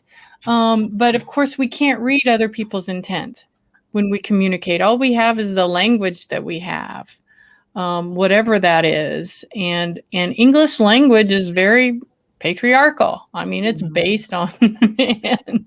So, it doesn't give us a lot of room except to create new language. New language. And it causes us in our native, as we're learning our native language, it causes us to confuse male and female greetings and male and female, the way you refer to things in male and female. Yeah. So I will hear women say things that are the way a man would say it. I don't say anything because I'm not a language speaker, but I'll hear it and I'll go, oh dear, I hope no one's mean to them about it. But there's a lot of that. And I think that's because of the English language. We are not cognizant to say, how would a woman say this? Because there is a different way. It's not good or bad. It just is. Yeah, there's a lot lost in like learning language, especially when English is your first language, just because it is so heavily gendered and masculine. Because I'm also learning about like when we're using like pronouns as like indirect objects, there is no like gendering in that. It's just basically just they, which is normal and natural. And so I do think it's really interesting looking at how we bring our understanding of the world through whatever first language we learned and how that translates into us learning our native languages or whatever language we're going to learn in general, just since language is such a large scope of how we digest the world.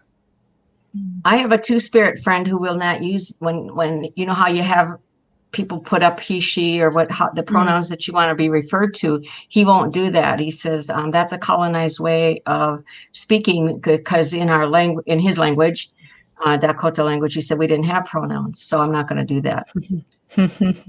And when people, the very first person that asked me what pronouns I use, I had to go, pronoun, what's a pronoun? I had to like actually think. And shit, I was an English major. I should know that shit. But I had to really think. And I said, just call me Sandy. It doesn't, just call Sandy. Yeah. If you're calling me for food, I don't care. What you call me, just call me for food. Hey, lady. Hey, Pure Faye, one of the questions that we were asking tonight is who's your favorite Indigenous woman? Would you like to share? Oh, no, we can't hear you again. Favorite? There we go. How do we have a favorite? Either.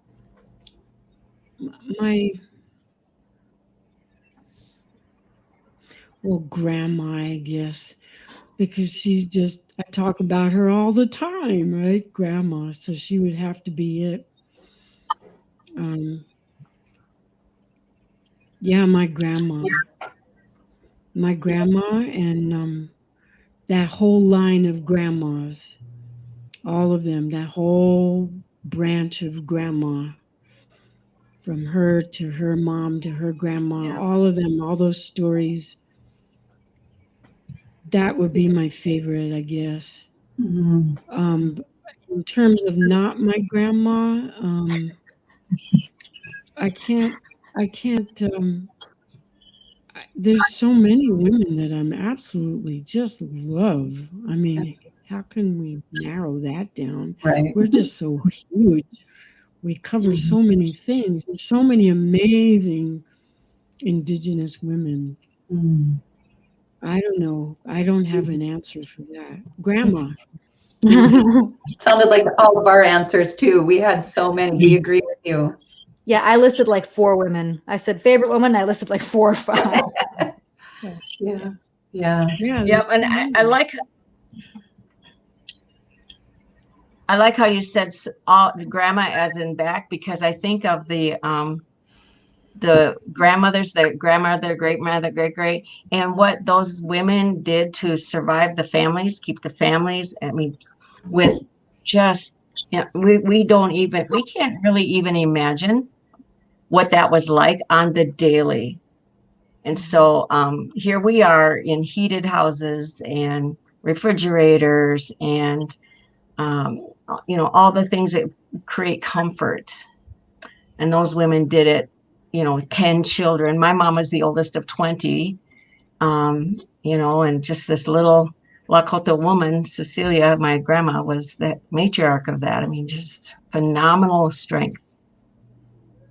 That's across Indian country. Yeah. 20. How? That's a lot. Isn't that even something? Be able to have that many and not still be standing. So yeah, that's amazing. Exactly. Yeah, it's really, I hate to use the word, it's a miracle, but it's or a blessing, but I'm kind of lost in language on how best to describe the level of gratitude I have for what all those went through before me. I mean, I would hear stories from my grandmother, but those were just the stories I knew about her and my great grandmother. Beyond that, I mean, I can't even begin to imagine. And when you pick up any books or historical record, or if you're into anything about history and Native American history, and you start reading some of those stories, I can't even believe, and our stories aren't even told yet. Like, we still don't have all the stories out there. There's so much that we're missing. I think I'm starting to get tired. Pure Faye came on, and we're starting to kind of wrap up a little bit, but I don't want to close up shop here. I'm really grateful that you showed up. We've been looking at women's history, Month and Indigenous women. We've been talking about stories of identity and ceremony, and it's been an amazing show. And I wanted to tell you, I like your haircut. I like your new haircut. Oh, now she's frozen. There she is. And I hope everything's going well for you up there. It's okay. Oh, the internet's just freezing us Doing all today. right. Good. Yeah. We still have to get Pure Fate on again. We got to mess with your AV, man. We're always having troubles with your video or your audio, and we got to get you on and get it all fixed. I know there was a question. I have to change it all the time for whatever event I'm doing. So, yeah. You have to shift it around, huh? What's the question? Did someone have a question? Jackie was reading one.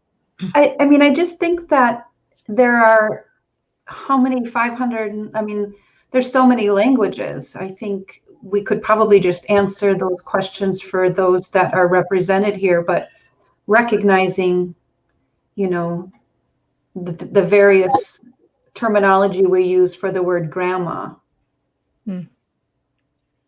Was a question. It's just different for each tribe. Would have a yeah. When in doubt, just say grandma in English. Exactly. I have people that say it's okay. And it's amazing what you can Google now. And there are many tribal nations that have a lot of their language work online that allow you to take language classes online. And there's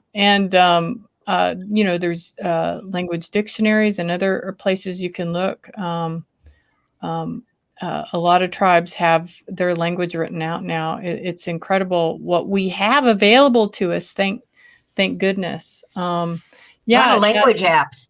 Yeah, exactly.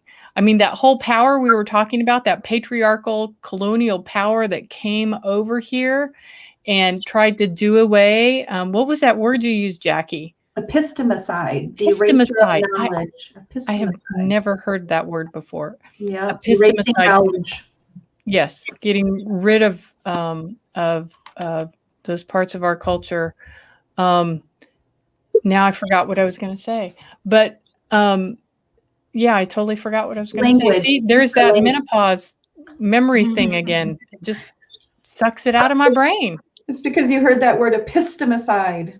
It distracted me. I have a I think it's just, you were just talking about language. I mean, I think it's, you know, and how we've lost it and how we're gaining it back. Yeah. You know, but Colleen, how do we say in Ojibwe, how do we say grandma? Yeah, so it's funny. I was just sitting here like thinking, I was panicking because I was like, oh my gosh, I can't remember the word for grandma. But I think it's because I've never really used the word for grandma, because we use a word that it's mindamoye. And it's like for the older women who are like leaders and have all this wisdom and are just really like respected. So I think that's why I don't know the word for grandma. Isn't it just Nokomis? Yeah. Nokomis. Yeah. Nokomis. Oh gosh. I think Shannon just gave me your. Come on. I think you we were just gave listening me to the book, Angelina Booley, her book, Nokomis. Yeah. She uses that word all the time. I use it all the time. I use that word all the time. I couldn't remember. I was panicking. I was like, we were just rattling off all of the other words earlier. I don't know what's going on. I don't know. Help me. And Unchi and Sandy in your language. Unchi. Do you know what yours is, Hannah? Well, Zapokne is Choctaw, but I'm Choctaw, but I'm also Pueblo, and I have family in Estella and stuff. And so I call my grandma Nana.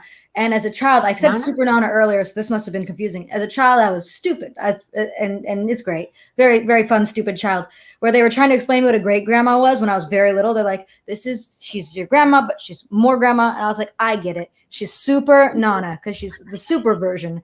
And they're like, okay. And now that's just what we call her, is Super Nana. So the term has gotten changed by me. So like my cousins will be like, oh yeah, like when Super Nana did this.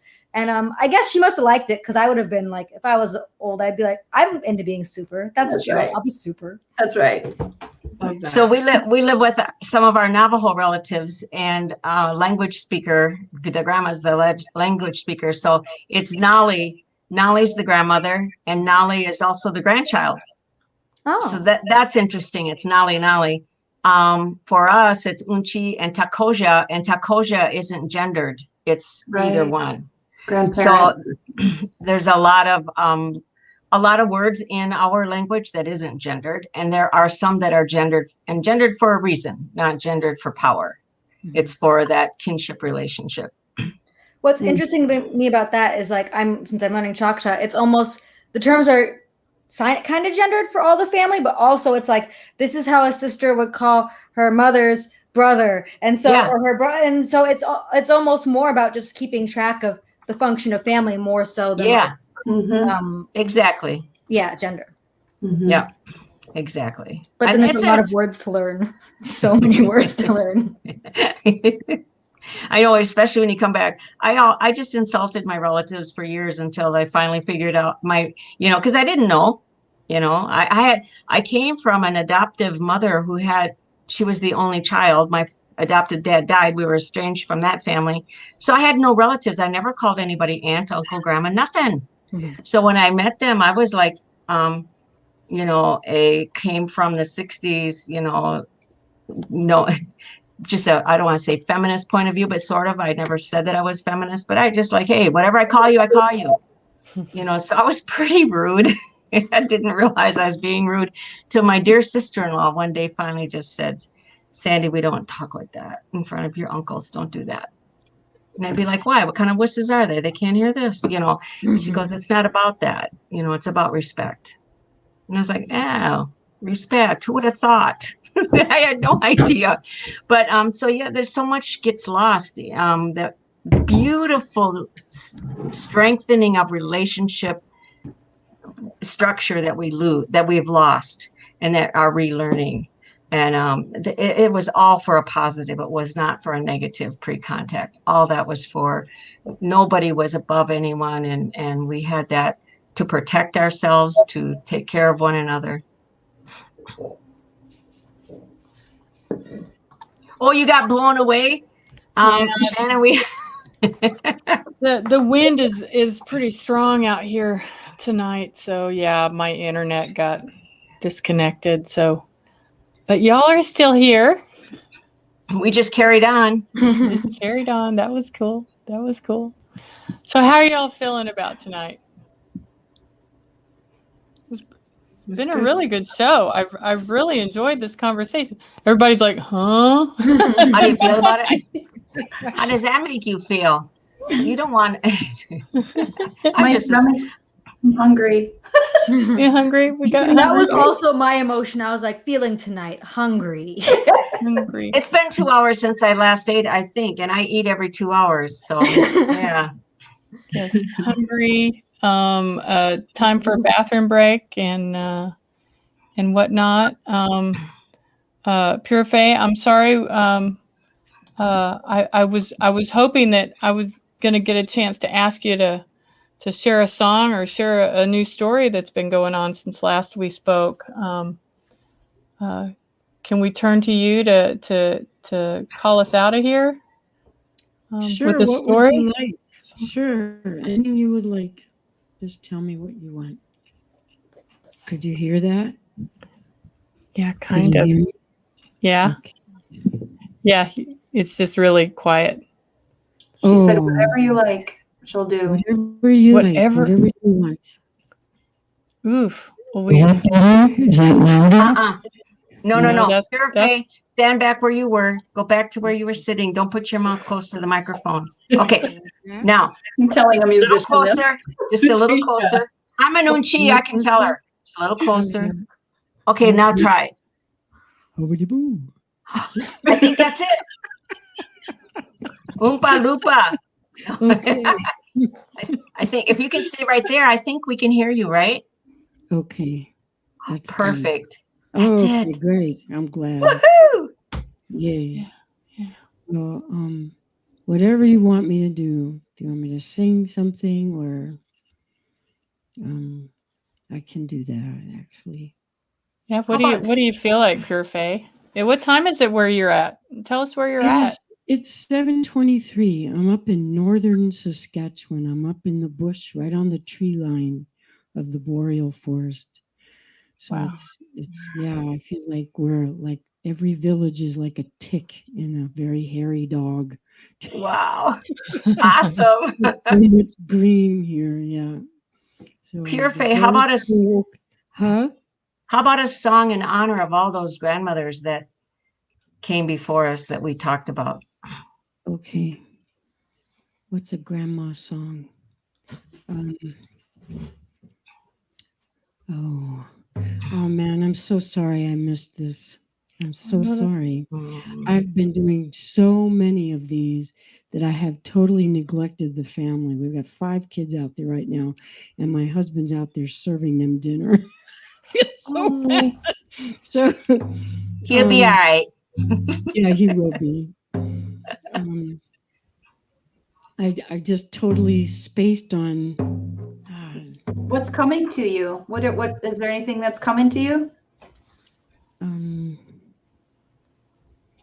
I'll tell you what I wish I would have been able to speak with you about on women and drums.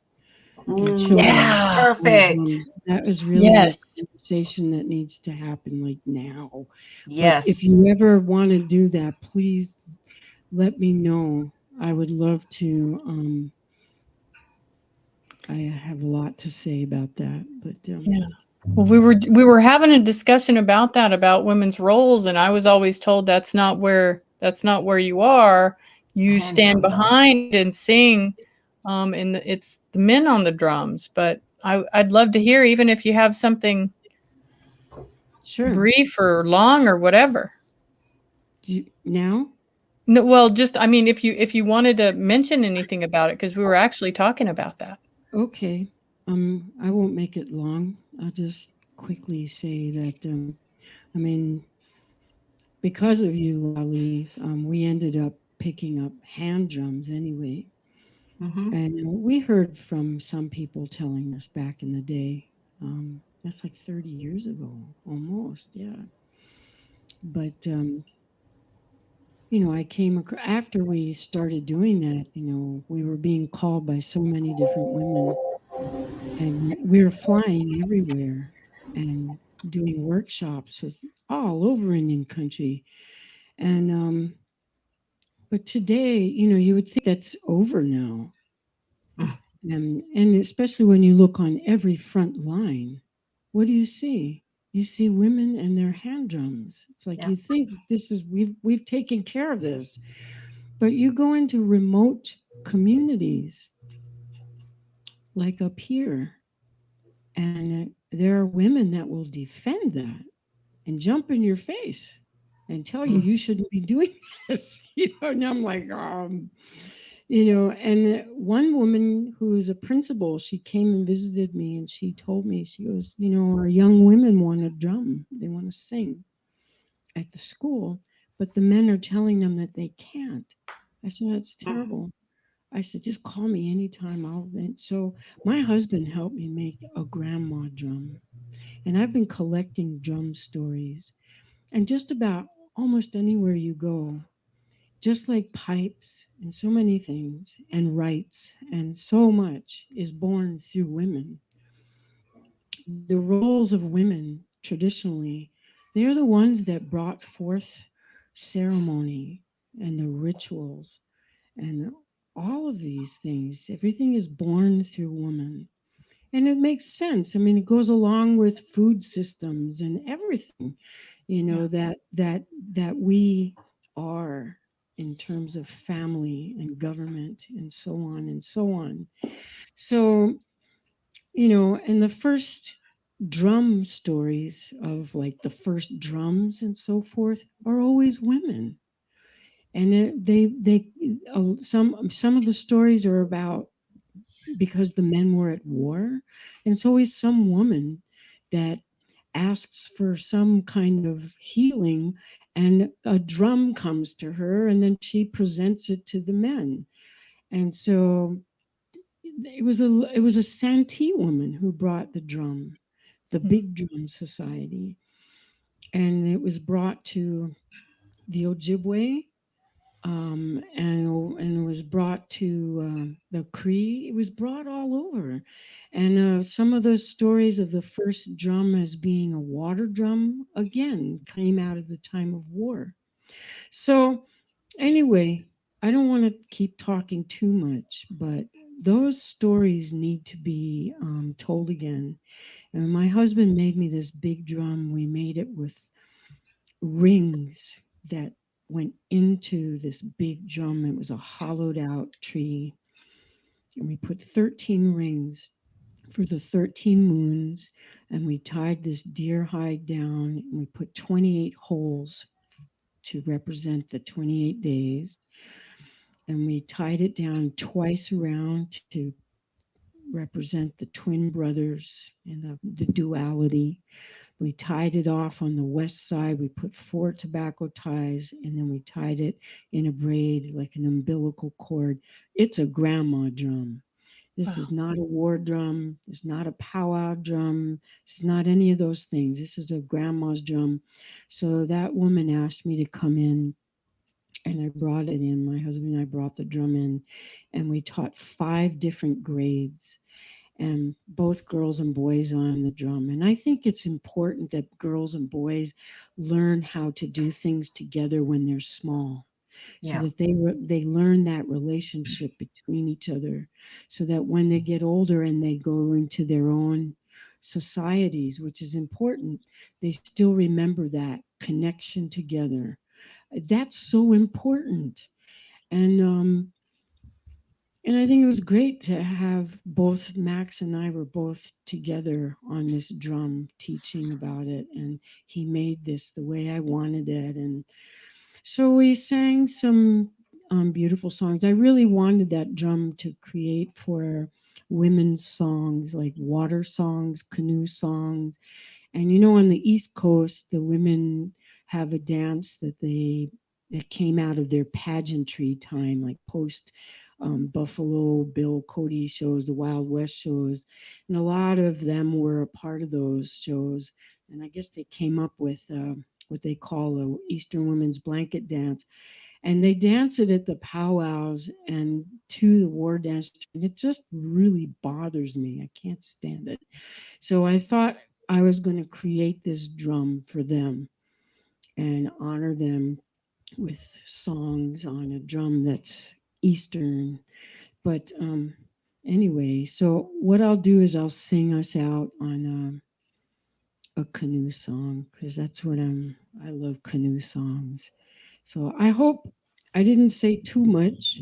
No. But yeah, I think this really needs to be addressed, because there's a lot of young women that really need this. And the principal, the last thing she said to me is that they want to sing, and they need to sing.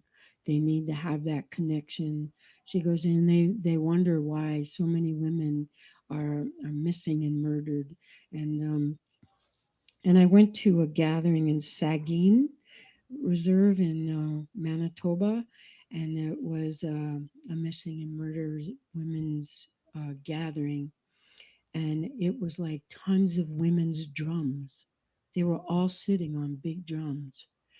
I had never seen anything like that in my life. It was just gorgeous. And little girls were sitting around the drum, and many of them got up and said that this saved their life, that this is what helps them. This is the medicine that they need. So I think that's the approach also, is to remind people that, singing and drumming, it's breath, it's prayer, it's connection, and we can't tell people that they can't do any of those things. It's ridiculous. So that's my 2 cents there. But Thank you. yeah. Thank you. Yeah, thank you for allowing me to do this at the last minute. I'm really sorry I missed this. I would have loved to have listened to everything. But I'm gonna use my little loop station. I'm gonna layer and put all the parts down. I don't like that beater. Okay. Can you hear that? Okay. Way, way,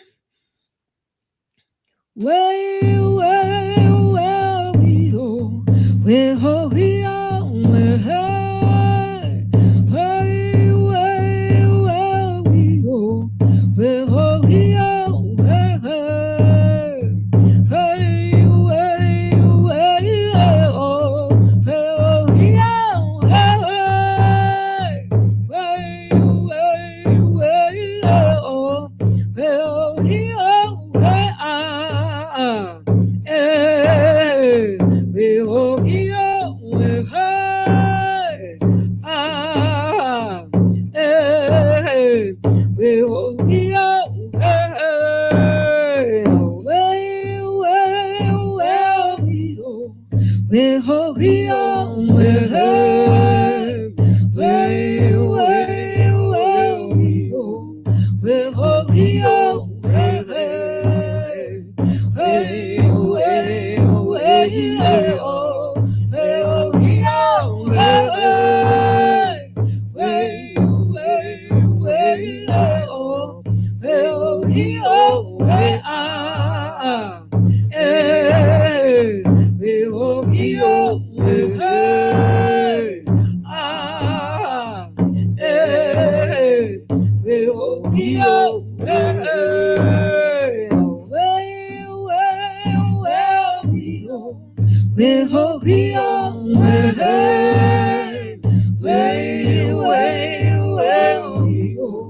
Way, ho, we are, way, hey, way, way, way, oh, way, ho, we are, way, way, way, way, oh, way, ho, we are, way, ah, eh, way, ho, we are, way, ah, eh, way, ho, we are, way,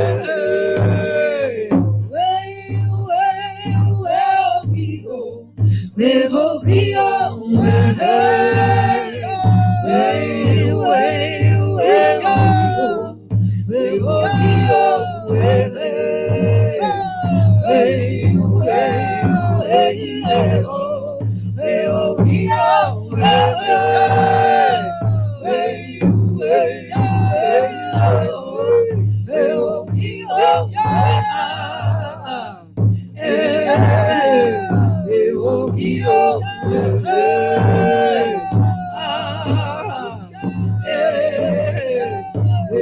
we are,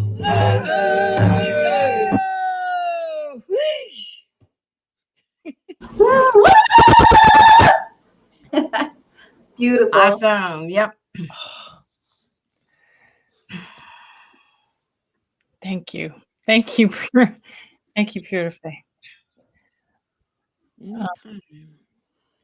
I'm so lucky to be in a room with each and every one of you and everyone who's joined us tonight. Wish you well. Wish you safe travels to your bedroom from here. And thank you for joining us on Red Hoop Talk. Do any of you want to have anything else to say? I don't want to cut us all off if anyone wanted to say anything more. Thank you for having a time for women, a panel of women, and I'm really appreciative of Sienna's presence as a young woman. We need to have more of that, so that, you know, it's not just that they learn from us, we learn from them, because they're telling us how the world is evolving, and we need to hear that. So I really appreciate that. And anyway, so it was just cool. It's really awesome. Thank you. I agree. Thank you all for sharing stories and love and growth and healing and, you know, miigwech and gigawabaman nagudge. And Colleen, I'm not going to say your name, but if someone ever shares how afraid and stuff they were, I'll tell them, I heard somebody that went through their own vision quest that way. They came out on the other end good. That's an amazing story. I love hearing that. And I will share that as because that helps people, you know, so thank you for that. Being willing to share that part of your life. So honored to be here among all of you and your wonderful stories and knowledge. And it's just been a really nice 2.5 hours. A really nice 2.5 hours. It's true. It's true. Good for the heart. Very good Yes. for the So heart. good. Miigwech to everyone. Yakoki. So as usual, everyone, it's great to be here. Tune in next week. We may or may not be on Sunday next week. We're still figuring it out, but we'll let you know. And don't forget to please like, comment, and subscribe on our YouTube channel. We need you. Show us how we're doing and give us a little love and support, and we will be forever grateful. So with that, I'm going to say good night, and we'll see you later. Lots of love. Peace and love to Peace. you. Oh, no.